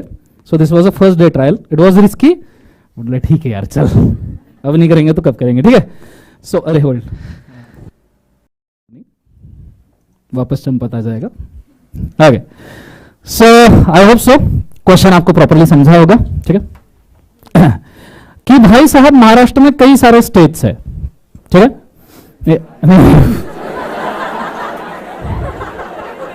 मेरा चंपत हो रहा है जीवन में, नहीं तो चंपत हो, ठीक है? सो देश में कई सारे स्टेट्स है, 29 states plus 7 union territories, yes और नो? और अलग अलग राज्य में अलग अलग लॉ है। जैसे महाराष्ट्र में गुटखा बैन है, फिर भी लोग स्प्रे पेंटिंग करते हुए घूमते हैं। गुजरात में लिकर बैन है, बिहार में भी लिकर बैन है, पर यकीन नहीं होता, पर है। क्यों ऐसा? और अगर ऐसा है तो दैट मीन्स राज्य का लॉ अलग हो सकता है, देश का लॉ अलग हो सकता है। बोलो हाँ ना? एवरीबॉडी यस ना? तो प्राइमरी क्वेश्चन मेरा यह है कि कितने कैटेगरीज के लॉ है, पता है सबको? तो उसके साथ एक और सवाल जोड़ दो, क्योंकि दोनों सेपरेट नहीं की जा सकते, एक ही कॉइन के दो पहलू है ये। That is how to make a law, how many categories of laws are there, and at the same time who is authorised to pass the law. मैंने आपको मेंशन किया था कि इंडिया का कॉन्स्टिट्यूशन ये दुनिया का सबसे बड़ा कॉन्स्टिट्यूशन है। उसमें 444 आर्टिकल्स है, जिसमें से आर्टिकल नंबर 245 कंटेंट है, जगह रखना प्लीज। आर्टिकल नंबर 245 में मेंशन किया है कि इंडिया में लॉ पास करेगी पार्लियामेंट। कौन पास करेगी? पार्लियामेंट। पर पार्लियामेंट में तो सब गधे घोड़े बैठे हैं, पप्पू जी भी तो वहीं पे बैठे हैं। आपको लगता है पप्पू जी पास कर पाएंगे? आलू डालोगे तो बोलो हाँ है ना? तो इनको मालूम नहीं किस बारे में लॉ पास करना है, और अब इनको बोल रहे हो कर दो करके लॉ पास। अरे इनको कोई थीसिस, थ्योरी, सब्जेक्ट, टॉपिक कुछ तो देना पड़ेगा। गिन चुन के 545 में से 50-60 लोग पढ़े होंगे, जो ठीक है थोड़ा सा दिमाग लगा लेंगे, बचे हुए उनका क्या? सो इसलिए 245 आर्टिकल नंबर के बाद 246 आर्टिकल नंबर डालना पड़ा, जस्ट फॉर द सिचुएशन कि भाई साहब कितने कैटेगरीज के लॉ होते हैं और वो कहां पे लिखे हैं। आर्टिकल 246 कहता है, as per schedule 7 to the constitution of India there are 3 different categories of law. One is called as union law, second is called as concurrent law, and third called as state law. Union law मतलब जैसे companies act, income tax act जो हमारे syllabus में है, आपके syllabus में हमेशा union law आएगा, because you are learning with the Indian institute जो पूरे देश में लगता है, तो you are consultant throughout the India. Are you understanding? Yes और no? That's why companies act, income tax act ये आपके सिलेबस वाले हो गए। ये होगा union law, through out India एक जैसा, जम्मू कश्मीर को भी। अब तो अब आ गया ना भाई। सो ऐसे सिचुएशन में दिस इज यूनियन लॉ। दूसरा GST, good night sweet dream, take care. क्या है नाम? Goods and service tax. Year कौन सा है? 2017। This is a concurrent law. Hotel में खाना खाए हो? चंपत बोला 2.5% सीजीएसटी, 2.5% एसजीएसटी, मतलब सेंट्रल भी लगा रहा है, स्टेट भी लगा रहा है, दोनों मिलकर बजा रहे हैं। बोलो हाँ, पे तो अपने को करना पड़ रहा है ना जीवन में, है ना। एंड तीसरा स्टेट लॉ, महाराष्ट्र में गुटखा बैन, गुजरात में लिकर बैन। बोलो ऐसे ना, this is how the law is made. Union law is central process, ये हमेशा पार्लियामेंट में पास होगा। कॉन्करेंट लॉ ये सेंटर और स्टेट प्रोसेस है, तो दोनों जगह पे कंसीडर किया जाता है। एंड स्टेट लॉ ये हमेशा स्टेट लेजिस्लेचर में पास किया जाएगा। पार्लियामेंट में एमपीज बैठते हैं, खासदार। 2019 के इलेक्शन में जब आपने मोदी जी को चुन के दिया ना मित्रों, जब 2019 में आपने मोदी जी को चुन के दिया, दैट इज पार्लियामेंट बना। फिर 2020 में आपने महाराष्ट्र गवर्नमेंट में वोट किया होगा। गवर्नमेंट किसके वो नहीं मालूम, काय झाडी काय डोंगर, ओके होगा, मालूम ही नहीं चीफ मिनिस्टर कौन है जीवन में। 2-3 साल से तो कोई भी जा रहा है गवर्नर के पास, आज मैं शपथ लूंगा, दोगे? दिस इज हैपनिंग, यस और नो? सो 2020 में जो इलेक्शंस हुए वो स्टेट लेजिस्लेटिव असेंबली के हुए, जिसमें आपने चीफ मिनिस्टर चूज किया। प्राइम मिनिस्टर बैठते हैं पार्लियामेंट में, चीफ मिनिस्टर बैठते हैं स्टेट लेजिस्लेचर में। Is it clear? इस चीज का और एक लंबा चौड़ा डिस्कशन आएगा, जस्ट थोड़ा वेट, ठीक है। दोनों जगह पे लॉ पास करने के बाद लोकसभा के 2 houses, that is house of people which is called as lower house, and house of state councils, Rajya Sabha which is called as upper house, state legislative assembly Vidhan Sabha, and state legislative council Vidhan Parishad. बचपन में history पढ़ा है, उसके साथ एक पतली सी book आती थी, मस्त थी, ऐसा लगता इसी को पढ़े, क्योंकि उसमें फोटोज भी होते थे। तो मैं फोटो देखे फेंक दी बाद में, ये वही लिखा था, समझ में आ रहा है? So this is the civics only. अब कितने ऐसे सब्जेक्ट्स हैं जिसके ऊपर आप लॉ बना सकते हो? यूनियन लॉ के 97 सब्जेक्ट्स है, 97 जिनके ऊपर आप लॉ बना सकते हो। कंपनीज एक्ट अगर आपका यूनियन लॉ है तो इन सब्जेक्ट में होना चाहिए, विल सी है क्या। कॉन्करेंट लॉ के 47 सब्जेक्ट्स है एंड स्टेट लॉ के 66।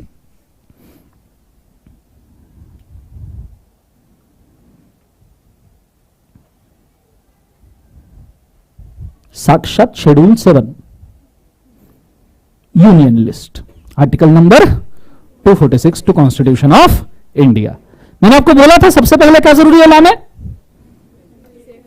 सबसे पहले क्या जरूरी है लॉ में? पहले 3 क्लॉजेस पढ़ो। Defence, naval, deployment of forces, आगे सेफ्टी। 7वें क्लॉज से बेनिफिट शुरू हो जाएगा, 6वीं क्लॉज से एटॉमिक एनर्जी, मिनरल रिसोर्सेस। समझ में आ रहा है? अगर कंपनीज एक्ट यूनियन लॉ है तो इसमें कहीं दिखना चाहिए, बोलो हाँ या ना। ये देखो सब बेनिफिट वाले चल रहे हैं, railways, highways, shipping, maritime, light house, Airways, right? Yes और नो? अगर कंपनीज एक्ट इसमें बना है तो ये आया कंपनीज एक्ट आपका। Entry number 43, entry number 44। एक बार सब जन साथ में रीड करेंगे इसको, 60 मार्क है इसके ऊपर जीवन में, ठीक है। सब जन साथ में 43, 1 2 3 बोलो क्या है। Incorporation, regulation and winding up of the trading corporation including banking, insurance, financial corporation but not including cooperative societies. Are you understanding properly? बहुत बढ़िया। दूसरा भी 44 कॉर्पोरेशंस के, कॉर्पोरेशन मतलब कॉर्पोरेट्स, कॉर्पोरेट्स मतलब कंपनीज, उसी के बारे में। बैंकिंग रेगुलेशन सुना है आपने 45 में। निगोशिएबल के एंट्रीज मारे होंगे फाउंडेशन में, सिलेबस में भी निगोशिएबल इंस्ट्रूमेंट एक्ट है 1881, bills of exchange, promissory note के लॉस। आपने इंश्योरेंस एक्ट सुना होगा, security exchange board of India सुना है, एंट्री नंबर 48, स्टॉक एक्सचेंजेस वगैरह के रिगार्डिंग। इंटेंजिबल कॉपीराइट्स 49, सभी यूनियन लॉज की लिस्ट है। आपका हर यूनियन लॉ इस लिस्ट में कहीं ना कहीं फंस जाएगा, ठीक है। और टोटल मैंने एंट्रीज कितने बोले थे यूनियन लॉज के, बोलो बच्चों, see this 97 entries to the union law. Are you understanding. फिर देखो आता है स्टेट लॉ। स्टेट लॉ के मैंने कितने बोले थे बोले एक बार 66, 46 कॉन्करेंट के, 66 क्या के बोले एक बार स्टेट। आपने देखा होगा स्टेट का डिफेंस कौन देखता है, स्टेट में डिफेंस कौन देखता है, पुलिस। और हर स्टेट की पुलिस अलग होती है ना, बोलो हाँ है ना। पढ़िए सेकंड पॉइंट, स्टेट ट्रांसपोर्ट अलग होता है, लॉटरी अलग होती है, प्रिजन्स अलग होते हैं स्टेट के, बोलो ऐसा ना, उन्हीं के सभी लॉज। और इसके अंदर मैंने कितने एंट्रीज बोले थे बोले एक बार, जो 66। See this state laws is ending at 66। सबसे आखिरी कॉन्करेंट लॉ मैंने एंट्रीज कितने बोले थे 47, that is a concurrent law ending at 47। So these many categories of law we can prepare. अभी तक के लॉ प्रिपेयर करने का प्रोसेस मैंने नहीं बोला है, प्रोसेस में तो अब जाएंगे, ये सिर्फ मैंने आपको कैटेगरीज ऑफ लॉ ओपन करके दे दिया। यहां तक समझ में आया सबको, सबको आइडिया क्लियर है प्रॉपरली, एवरीबॉडी अंडरस्टूड, बोलो हाँ ना। इसको लिख लो, go for it fast. Chart पूरा का पूरा। अच्छा, चार्ट लिखने के पहले पोर्ट्रेट लैंडस्केप देख के सेल्फी खींचते हो, अरे बोलो ना हाँ ना। This is portrait, this is, ये चार्ट क्या है, तो एक पेज के ऊपर आना चाहिए। अगर ये लैंडस्केप जैसे ऐसा चार्ट रहा तो ये क्या है लैंडस्केप, अगर छोटा रहा तो बुक आडी करके, बहुत बड़ा रहा तो 2 पेजेस पे। Is it clear. ये प्रिंसिपल्स याद रखना, ये आपकी बुक को और अच्छा बनाने में काम में आएंगे, ठीक है। चलो इसको लिख लो फटाफट, और लिखना मैं चेक करने वाला हूं तो कृपया बहुत अच्छे से लिखिएगा, ठीक है।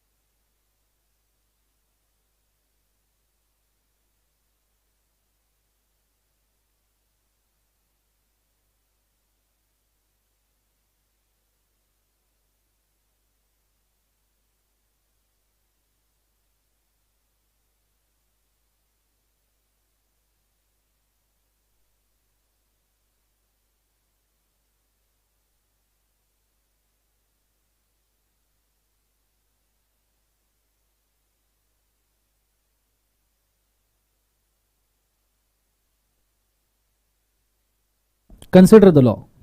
अच्छा, स्पेलिंग्स, मेरे वाले स्पेलिंग पहली डिक्लेरेशन दे दूं और जो उनसे पढ़े थोड़ा पहले फाउंडेशन वगैरह उनको पता होगा, मेरे स्पेलिंग के ऊपर बिल्कुल भरोसा मत करना। 3 टाइप की लैंग्वेजेस है इंग्लिश में, US English, UK English, DK English, ठीक है। मैं कुछ भी स्पेलिंग लिख सकता हूं। मैं सीए फाइनल के एग्जाम देने के पहले 1 महीना पहले से सिर्फ स्पेलिंग याद कर रहा था, पढ़ाई तो मेरी हो गई थी, ठीक है। लिटरली जिसकी स्पेलिंग खराब होता है, हैंडराइटिंग खराब होती है, पहले सीए बनता है। वैल्यूअर को समझ में ही नहीं आता क्या लिखा है।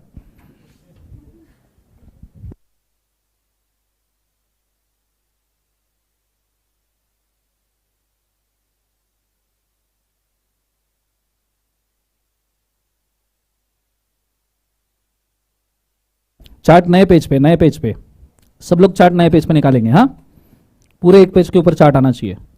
Chart is a graphic view बच्चों, याद रखना। जब भी आप चार्ट को 1 सेकंड में देखो तो पूरा वापस 1 सेकंड में रिकलेक्ट होना चाहिए, उस हिसाब से वो बनाए गए हैं, ठीक है।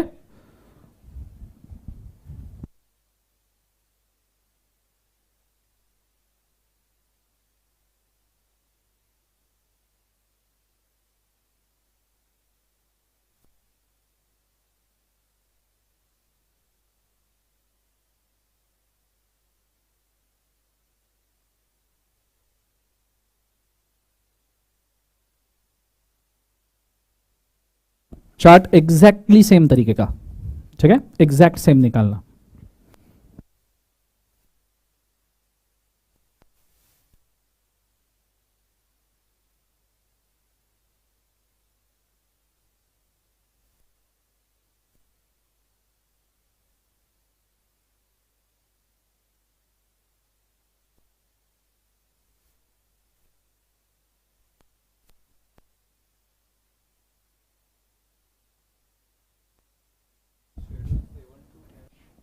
Schedule 7 to Constitution of India, COI. COI is the Constitution of India.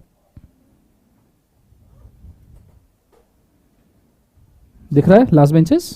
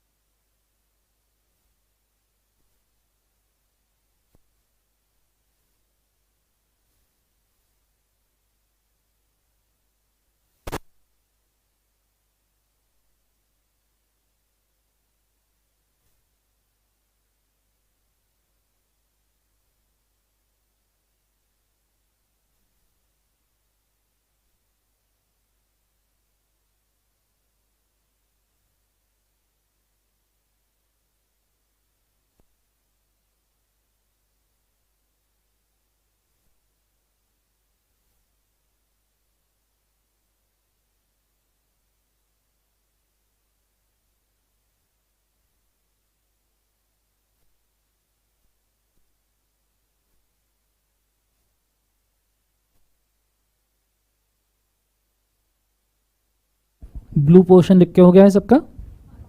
Blue one, yes और नो?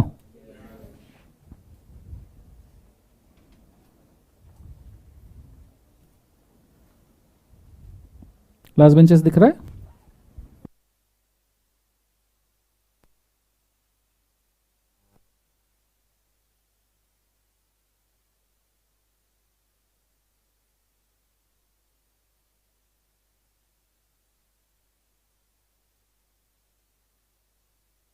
इन केस अगर एक पेज पे नहीं बैठता तो नेक्स्ट पेज पे कैरी कीजिए, but try to write every chart on different page, ठीक है? उससे चार्ट की जो इंटीग्रिटी बनी रहेगी पूरी।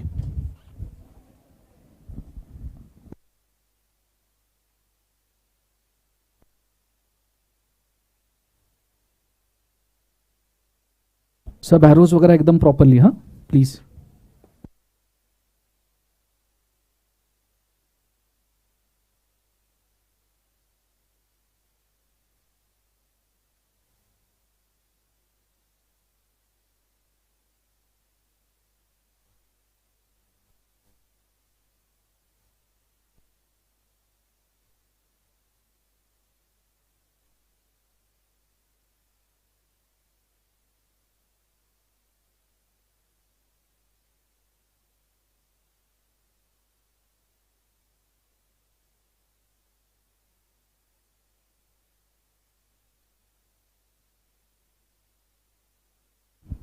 हिंदी वाले आप चाहो तो लिख सकते हो, इट्स ऑप्शनल, ठीक है? मैंने सिर्फ इंटरप्रिटेशंस के लिए दिए है वो। फर्स्ट ग्रीन पैरा हो गया, फर्स्ट ग्रीन पैरा ऊपर का।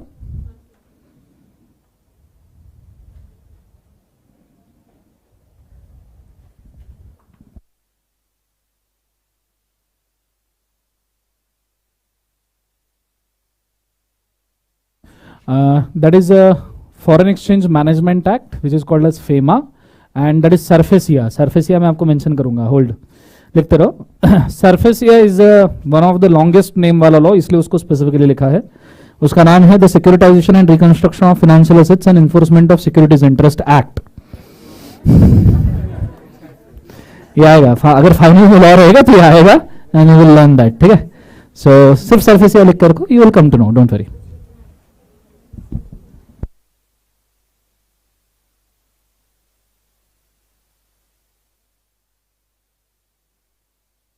ग्रीन पोर्शन हो चुका है सबका आराम से।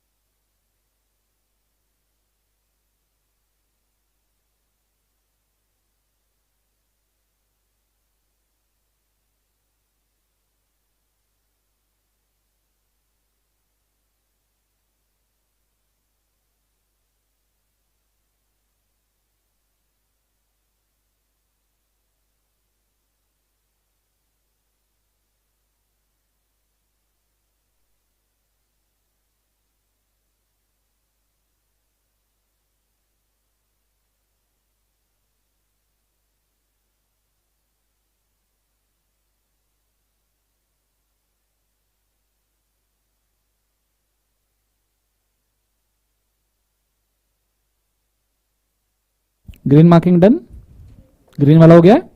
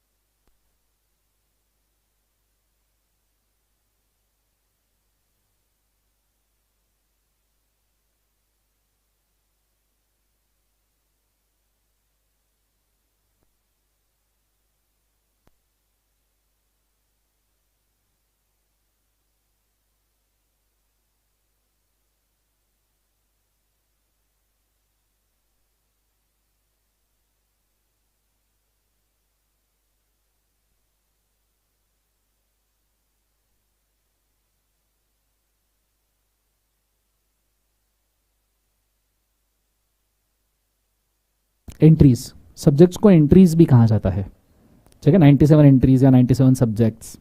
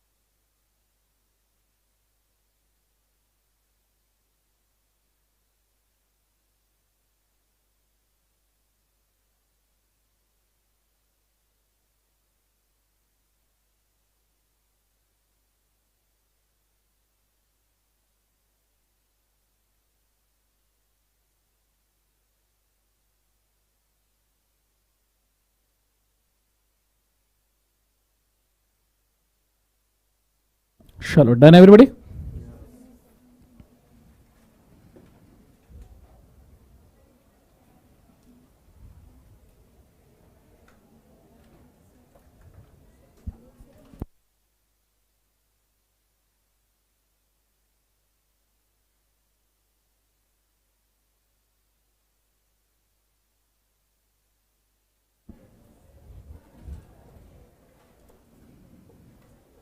चलो हो गया सबका,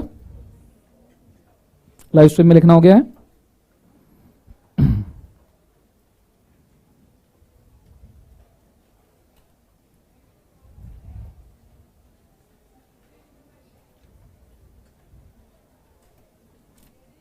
done everybody,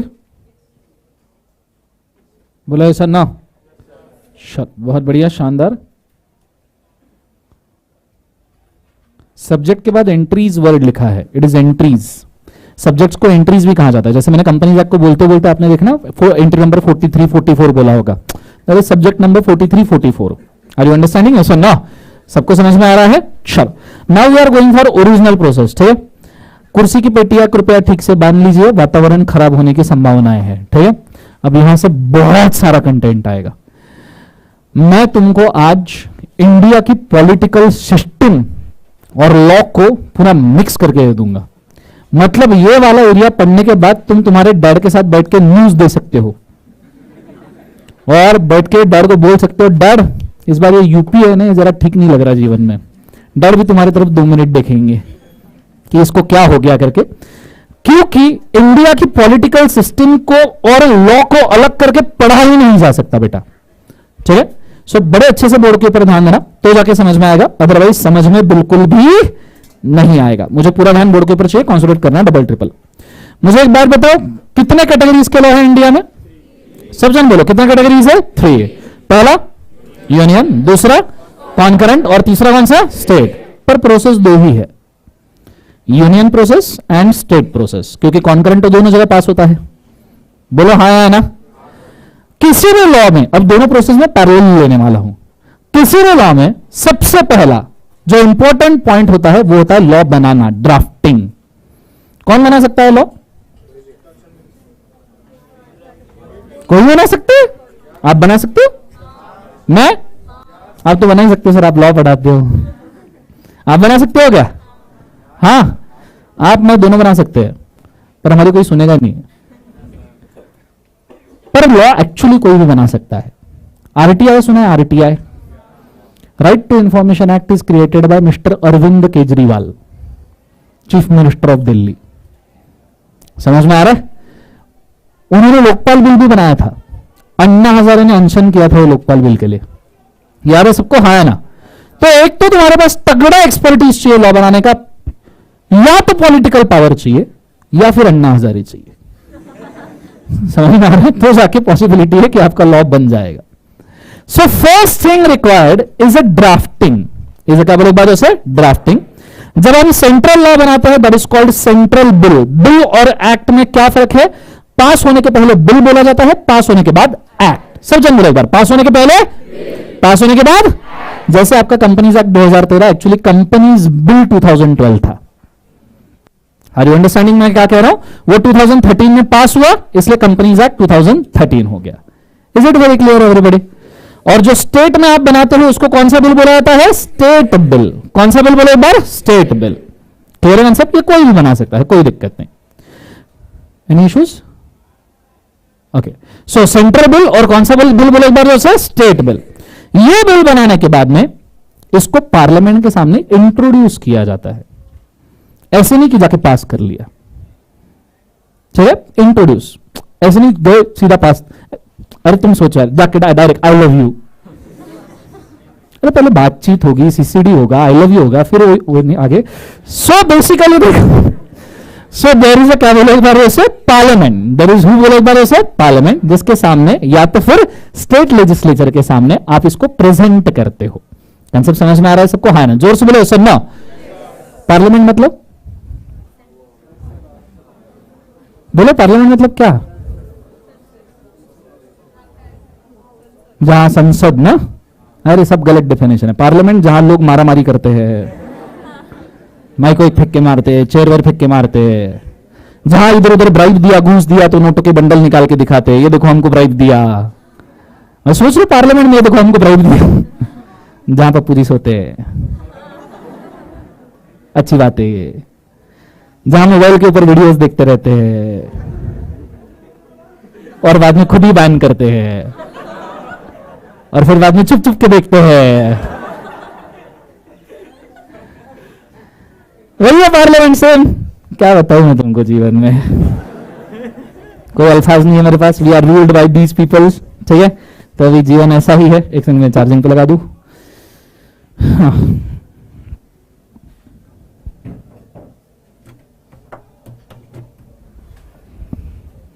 so unfortunately this is the part, further और ज्यादा दूंगा। ठीक है, इसको हिंदी में खासदार कहते हैं, याद है? और हिंदी में इसको आमदार कहते हैं। विधायक, चिच्चा विधायक है हमारे, सुना है ये सब ना? ये होने के बाद में फिर इन लोगों से इसके ऊपर पब्लिक इनपुट्स लिए जाते हैं। आपका अभी न्यू सिलेबस चेंज हो रहा है, इंटर का सुना होगा आपने, पूरा आपको पता है ये सिलेबस चेंज करना is amendment to institute of chartered accountants of India act 1949। जो आपका सिलेबस भी है ना, वो आईसीएआई एक्ट 1949 में लिखा है। और जब आप सिलेबस चेंज करते हो ना, that is also amendment to the ICAI act. और उसके ऊपर भी पब्लिक कमेंट लेते हैं, मतलब तुम भी जाके कमेंट कर सकते हो। तुम क्या कमेंट करोगे? 8 के 8 सब्जेक्ट निकाल दो। उस एरिया के एलिट पीपल, जैसे कंपनीज एक्ट 2013 बनाने के लिए 3 कमिटीज की प्रस्थापना की गई थी। Narayana Murthy committee, one of the very honourable person, my personal favourite, the big billionaire chartered accountant Kumar Mangalam Birla, he is also CA, a man with a diamond spoon also has to go through CA। तुम्हारी क्या दिशा थी जीवन में? And J Irani committee, he is one of the very good investors in the Tata group and many others. ये industry के elites है। ये 3 committees बनाई थी सिर्फ कंपनीज एक्ट को बनाने के लिए और उसके कमेंट्स को समझने के लिए। ऑफ कोर्स ये सोनम गुप्ता वाले कमेंट्स वो नहीं पढ़ते, उनके पास जो अच्छे कमेंट्स लगते हैं वो फिल्टर होके आते हैं, and they try to decide कि ये किया तो क्या होगा, वो किया तो क्या होगा, what should we do. Are you understanding मैं क्या कह रहा हूं? यहां पे जो कमिटीज बनती है उन्हें कहा जाता है सेंट्रल कमिटीज, और स्टेट में जो बनती है उन्हें क्या कहा जाता है? State committee. अच्छा, पब्लिक कौन सी कमेंट करेगी स्टेट लॉ के ऊपर? कौन सी पब्लिक? स्टेट की पब्लिक। किसकी पब्लिक बोले एक बार? स्टेट की। और सेंट्रल लॉ के ऊपर इंडिया की पब्लिक, सेंटर की नहीं, इंडिया की। समझ में आ रहा है जीवन में? बोलो हाँ या ना। अब कमिटीज ने लॉ को वापस से ठीक कर दिया, अब यह वापस जाएगा पार्लियामेंट में, क्योंकि पढ़ तो लिया था, अब कमेंट्स भी हो गए, अब ठीक भी हो गया, अब पास करने में क्या इश्यू है? तो पार्लियामेंट में वापस जाएगा। पार्लियामेंट मतलब लोकसभा, राज्यसभा। लोकसभा में कौन बैठता है मित्रों? लोकसभा में बैठते हैं प्राइम मिनिस्टर, और राज्यसभा में चीफ, अभी पता नहीं अपने को कौन है फिर, चीफ मिनिस्टर। समझ में आ रहा है सबको? हाँ ना। फिलहाल चीफ मिनिस्टर कौन है? अरे तो कंफ्यूजन बहुत है ना जीवन में अपने, हाँ ना, तो कभी कभी आ जाते हैं इधर उधर के। ठीक है, let's go. So Lok Sabha, it is Lok Sabha, और क्या बोले बाद से? राज्यसभा। कुर्सी की पेटियां एकदम गांठ मार लेना, क्योंकि वातावरण गया। मुंडी उंडी झटको, एकदम स्ट्रेट बैठो।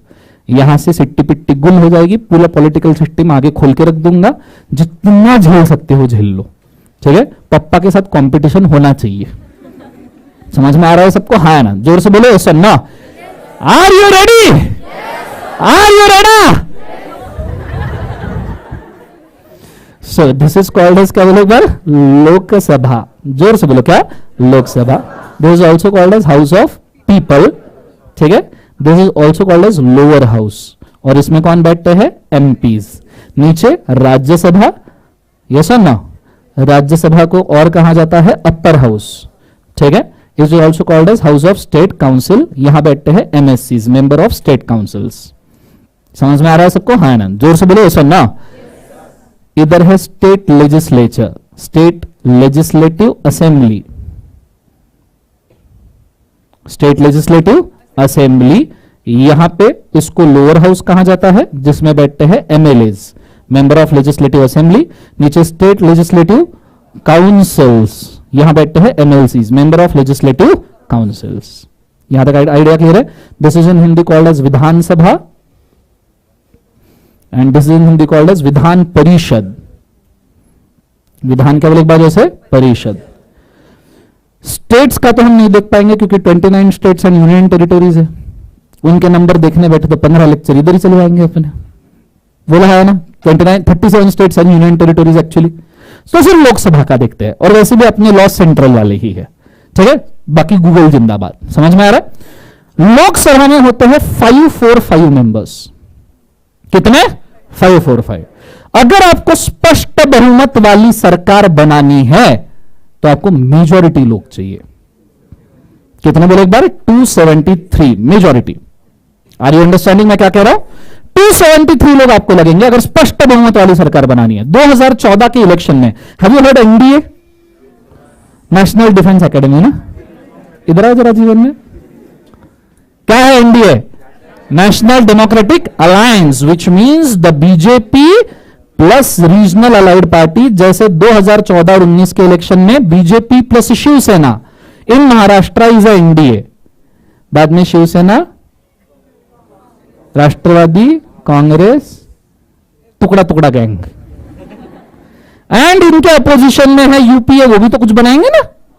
That is Congress plus allied parties. बोलो हाँ या ना। जैसे महाराष्ट्र में कांग्रेस प्लस राष्ट्रवादी कांग्रेस, राष्ट्रवादी कांग्रेस पता है ना साहब? साहब मैं तुम्हारा बोलो हाँ या ना। तो राष्ट्र कितना पैसा, एनीवेज आगे बढ़ते हैं। BJP plus allied parties and Congress plus allied party. 2014 के इलेक्शन में एनडीए को 305 सीटें आई थी, पूरे एनडीए को। 2019 के इलेक्शन में सिर्फ बीजेपी को 305 सीटें आई थी, एंड एनडीए ऑन 355। और उसका रिपरकशन आप समझे? जरा सुनना। ये मैजिक नंबर सिर्फ गवर्नमेंट बनाने के लिए नहीं, ये मैजिक नंबर लॉ बनाने के लिए भी लगता है। इसलिए जब 355 लोग अपने बैठे हैं ना, और उधर अपोजिशन उधर कोने में बैठा है ना, जब तुम उसको इधर से हाय कैसा है वातावरण इधर, जब ऐसा करते हो ना तो तुम कुछ भी कर सकते हो इंडिया में फ्रैंकली, फिर पब्लिक प्रोटेस्ट भी कर सकता है। जैसे आपने देखना 2020 के पार्लियामेंट्री सेशन 75 साल की हिस्ट्री में द मोस्ट इफिशिएंट सेशन करके माने जाते हैं। 125% इफिशिएंसी के ऊपर पार्लियामेंट ने लॉ पास किया है। नॉर्मल इफिशिएंसी 60% रहता है इनका, 125%। और तगड़े वाले भाई आर्टिकल नंबर 370 कॉन्स्टिट्यूशनल अमेंडमेंट उड़ा दिया, पूछा भी नहीं, बोले गया tata bye bye goodbye. बाद में पता चला उनको वो स्टेट को भी कि गया करके, वो तो परेशान हो रही है, ये कब हो गया, मैं अभी चीफ मिनिस्टर नहीं हूं। यूनियन टेरिटरी डिक्लेयर कर दिया भाई सीधा सीधा। What is union territory? Central government सीधा जाके वही बैठेगा, स्टेट वेट का कोई कंसर्न ही नहीं है। शी जी का सीधा राज is union territory, game over. अब करके दिखाओ बोले जम्मू कश्मीर में क्या कर सकते, कितना 370 किसी के दम नहीं था उसको हटाने का। समझ में आ रहा है तुमको? जीवन में एक झटके में उड़ा दिया बिना इंटीमेशन के, सीधा निकाल दो बोले इसको। उसके बाद में वो citizenship amendment bill, CA act, उसके खिलाफ तगड़ा protest. Very logical bill, very logical bill frankly. मतलब मैं किसी पॉलिटिकल पार्टी का समर्थक नहीं हूं, ये सब मिलकर हमको पागल बना रहे हैं। Anyways so citizenship amendment bill, simple सी बात थी। वो लॉजिक क्या था, घर में 10 मेंबर है, 10 लोगों के लिए 10 लोगों का राशन आ रहा है।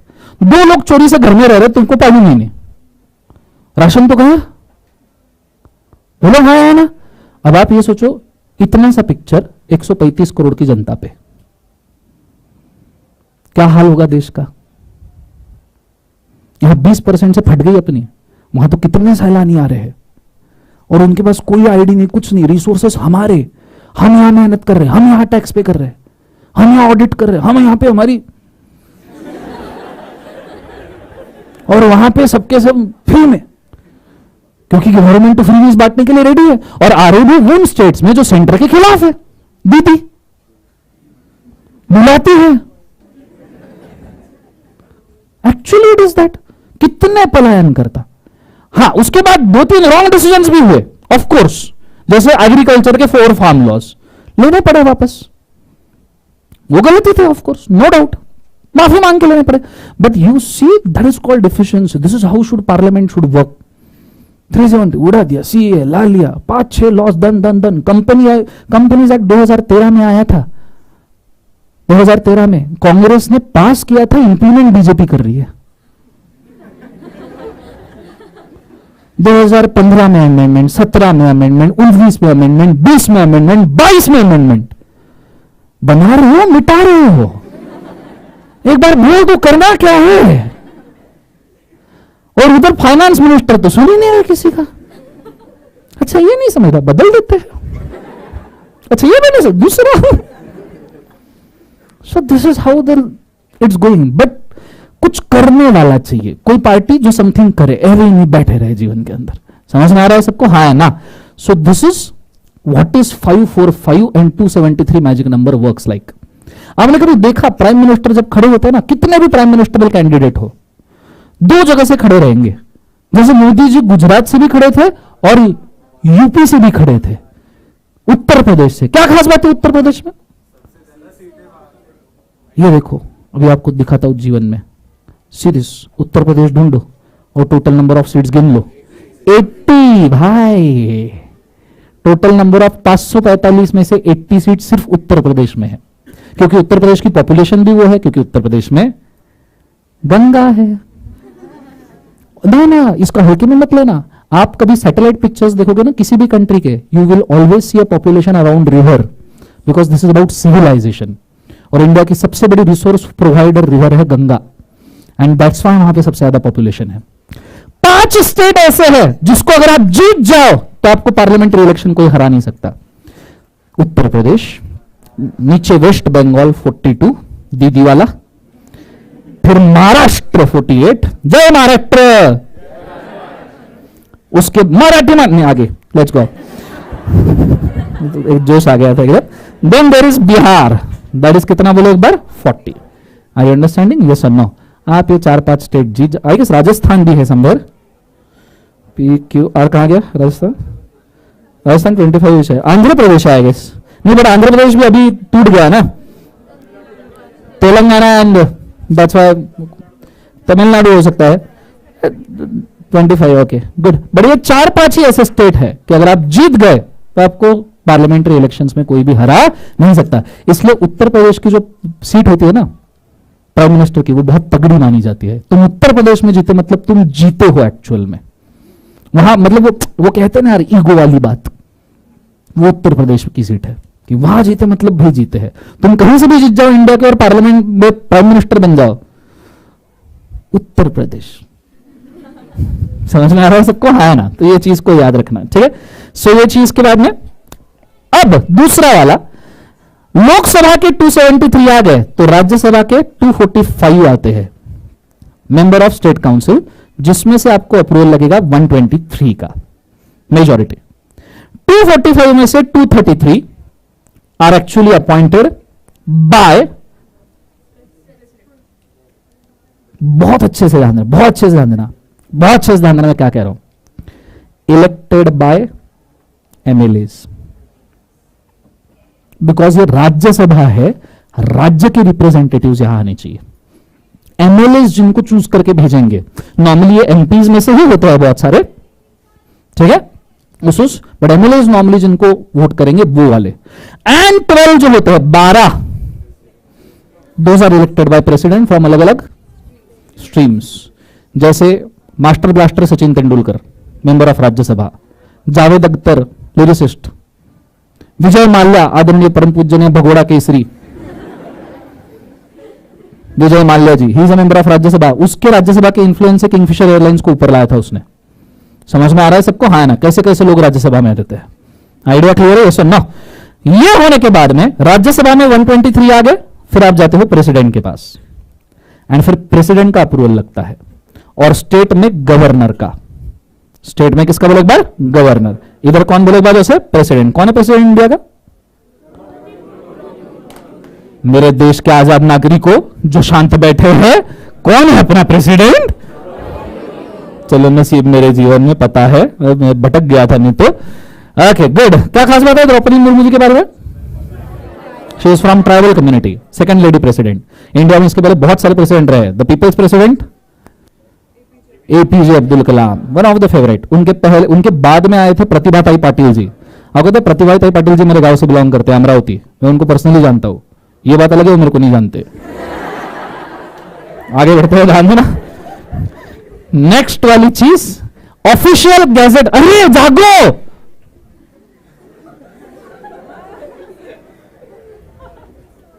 मेरे क्लास में सोना बिल्कुल अलाउड नहीं है, और अकेले तो बिल्कुल नहीं।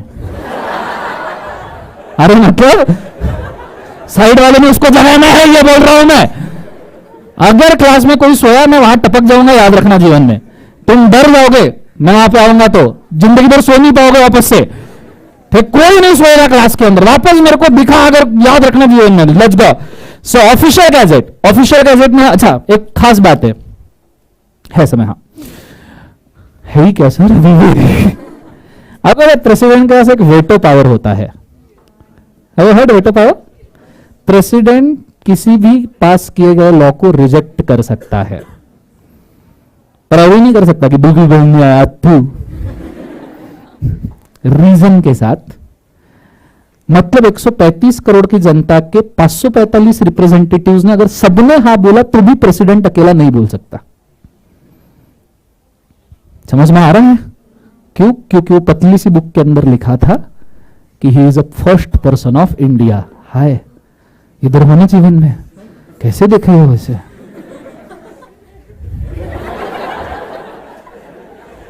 मेरे भाई डर गया था ना वो फर्स्ट बेंच पे। ध्यान देना, ही is a first person of India. तो इंडिया का पहला लॉ रीड करने का राइट किसका है बोले बाद? जैसे प्रेसिडेंट। क्लियर है? पर अगर वो लॉ वापस से पार्लियामेंट से पास होकर वापस आया तो प्रेसिडेंट को एक्सेप्ट करना ही, इतना एटीट्यूड नहीं चलेगा। एक बार हो गया, सुन लिया बस। भले ही प्रेसिडेंट के रीजन आप सेकंड टाइम मानो या ना मानो, समझो प्रेसिडेंट ने बोला कि भैया ये लॉ के अंदर 5 पेनल्टीज चेंज करो, पार्लियामेंट बोले नहीं करनी, बिल्कुल नहीं करनी, जगह ही नहीं है, प्रेसिडेंट बहुत जगह है, नहीं है भाई, नहीं जगह, वापस प्रेसिडेंट के पास है बिना अमेंडमेंट के सेम लॉ, प्रेसिडेंट रिजेक्ट नहीं कर सकता। Are you understanding? प्रेसिडेंट को पास करना ही पड़ेगा। That's why it's called one time veto power. कौन सा पावर बोलो एक बार? One time veto power. Is it very clear everybody? एक और सवाल आया, बहुत जोर से आया है, पूछो जाके आओ, नहीं नालायक, पूछो क्या, जोर से पूछो क्या? अगर कोई लॉ बहुत इमरजेंसी में आया,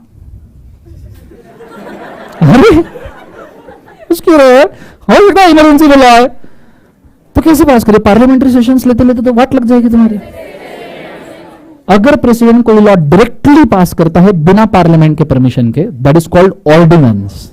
सीधा स्टैंडिंग कमेटी, सीधा प्रेसिडेंट, दोनों के बीच का लव अफेयर। समझ में आ रहा है? स्टैंडिंग कमेटी प्रेसिडेंट को बोले कर देना, अरे पार्लियामेंट को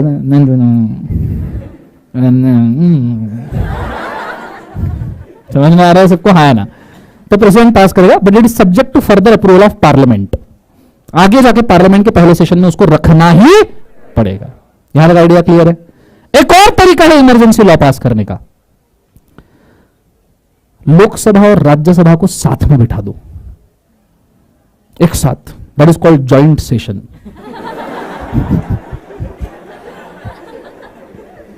that is called as joint session, सब साथ में मिलके नहीं। और पूरे 75 साल के हिस्ट्री में 3 लॉस कंसिडर हुए और सिर्फ 2 जॉइंट सेशन में पास हुए, पूरे 75 ईयर्स में 2, और दोनों तुम्हें पता है, dowry prohibition 1961 and prevention of terrorism activity 2000। Terrorism तो बनता था यहां जो फटा था, जब इन्हें पर फट गया, अरे इधर आओ, लॉ पास करो, इधर आओ सब बैठो, कब निपट जाएंगे। सो जॉइंट सेशन में, और डाउरी की जरूरत थी क्योंकि उस वक्त वुमेन के खिलाफ बहुत ही ज्यादा ब्रूटलिटी चल रही थी, दैट्स व्हाई। समझ में आ रहा है सबको? हाँ है ना? यहां तक आइडिया क्लियर है मैं क्या कह रहा हूं? सो 3 मेन पॉइंट मैंने आपको बताए खास वाले, प्रेसिडेंट का veto power, ordinance, joint session. यहां तक आइडिया क्लियर है एवरीबॉडी? पक्का क्लियर है सबको? समझ में आया एवरीबॉडी? नेक्स्ट वाली चीज, फिर भारत के राज्य पत्र में, हाँ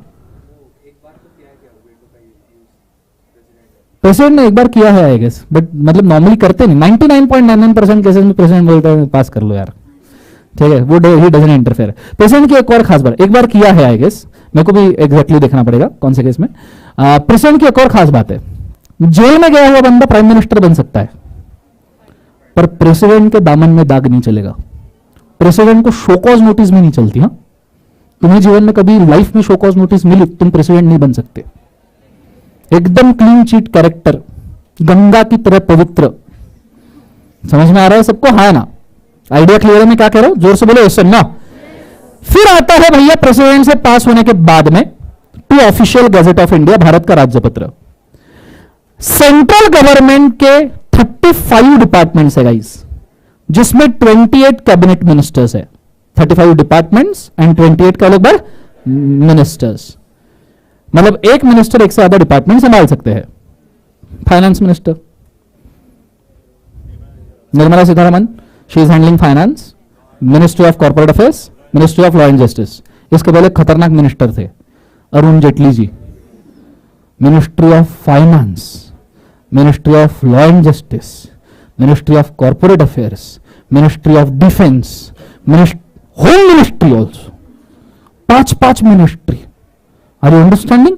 वेरी इंपोर्टेंट पर्सन, पढ़ा लिखा आदमी था, एकदम जबरदस्त वाला। सो इस प्रकार भी मैनेज हो सकता है। आपका अगर कंपनीज एक्ट आया तो आप मिनिस्ट्री ऑफ कॉर्पोरेट अफेयर्स के थ्रू पास करोगे, वो डिपार्टमेंट संभालेगा। आपका कोई लॉ आया रिगार्डिंग भैया वेलफेयर ऑफ एम्प्लॉइज वगैरह, तो ministry of human resource development. आपका टेक्नोलॉजी वाइज लॉ आया, ministry of information and broadcasting. ऐसे 35 मिनिस्ट्रीज है। कंपनीज एक्ट ये एमसीए पास किया है, ministry of corporate affairs. Bharat के राज्यपत्र, जिसको ऑफिशियल गैजेट कहते हैं, एब्रिविएशन ओजेड ही होगा, ठीक है, क्योंकि इट इज प्रचलित यही है, ठीक है। ये भारत का राज्यपत्र, और गुटखा बैन करना है तो महाराष्ट्र शासन राज्यपत्र। दोनों जगह पे तीन चीजें मेंशन करते हैं, कौन से दिन से कौन से एरिया में उस लॉ के कितने सेक्शंस एप्लीकेबल होंगे। जैसे कंपनीज एक्ट आया था 12 सितंबर 2013, ठीक है, 12 सितंबर 2013 with area entire India including the states of Jammu and Kashmir, and sections आए थे 98 आउट ऑफ 470। 470 में से 98 सेक्शन 2013 में आए, 183 सेक्शन 2014 में आए, और फिर बचे हुए सेक्शन इंप्लीमेंट किए गए 2015 में फेज वाइज मैनर में। ऐसा कभी नहीं होता कि ये लॉ ऐसे इधर से आया टाइमलाइन वाइज और इधर खत्म हो गया, एकदम से नया शुरू हो गया और आगे बढ़ा ना। Law always goes like this.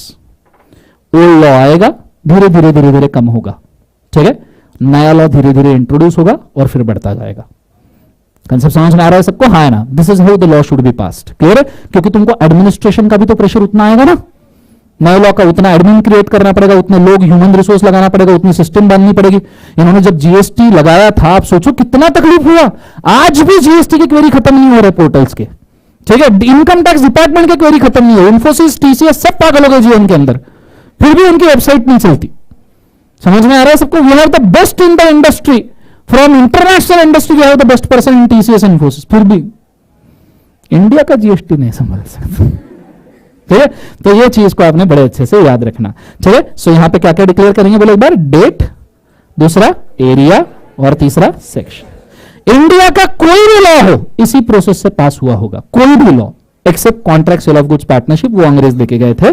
पर उसके बाद के अभी हम जो पढ़ेंगे जनरल क्लॉजेस, निगोशिएबल इंस्ट्रूमेंट, समझ में आ रहा है? कंपनीज एक्ट, फेमा, सेबी, सिक्रा, competition, banking, insurance, IRDA, SARFAESI, factory act, minimum wages, industrial disputes, any goddamn law is passed by this process only. सिर्फ कॉन्करेंट लॉ एक बार सेंटर से जाएगा फिर स्टेट से जाएगा। Is it very clear? Political system समझ में आया, लॉ कैसे पास करते हैं समझ में आया, कैटेगरीज ऑफ लॉ समझ में आया, लॉ क्यों बनाते हैं समझ में आया। तो आज का लेक्चर हम यहां पे समाप्त करते हैं। एक काम कीजिए, होमवर्क में मैं आज थोड़ा जल्दी छोड़ रहा हूं आपको 5-10 मिनट, क्योंकि खाने वाने के वांदे हो जाएंगे आपके। ठीक है, एक काम करो, सिर्फ फोटो खींच लो घर से, होमवर्क में इसको लिख के लाना, एक पेज के ऊपर 2 कॉलम्स। ठीक है, फोटो खींच लीजिए और घर से एक पेज पे 2 कॉलम करके इसको ईमानदारी से लिख के ला लेना। ठीक है, मैं आपको स्लाइड्स दिखा रहा हूं, होल्ड। होमवर्क करना मतलब करना, हाँ।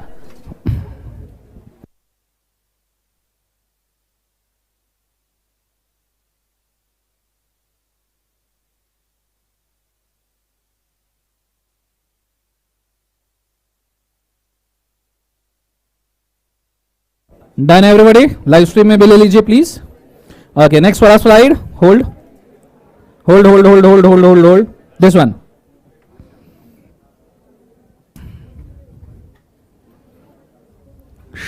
Done everybody. ओके, आज के लिए हम इतना काफी करते हैं। Solve for today, have a nice day. Thank you बोलो, जोर से बोलो, जय माता दी बोलना, जोर से बोलो। चलो, good day, God bless you. मस्त खाना खाने का, शाम को 6-7 बजे तक बैठने का है। 15 दिन तकलीफ होगी पर लगे रहो। ठीक है, दिस इज द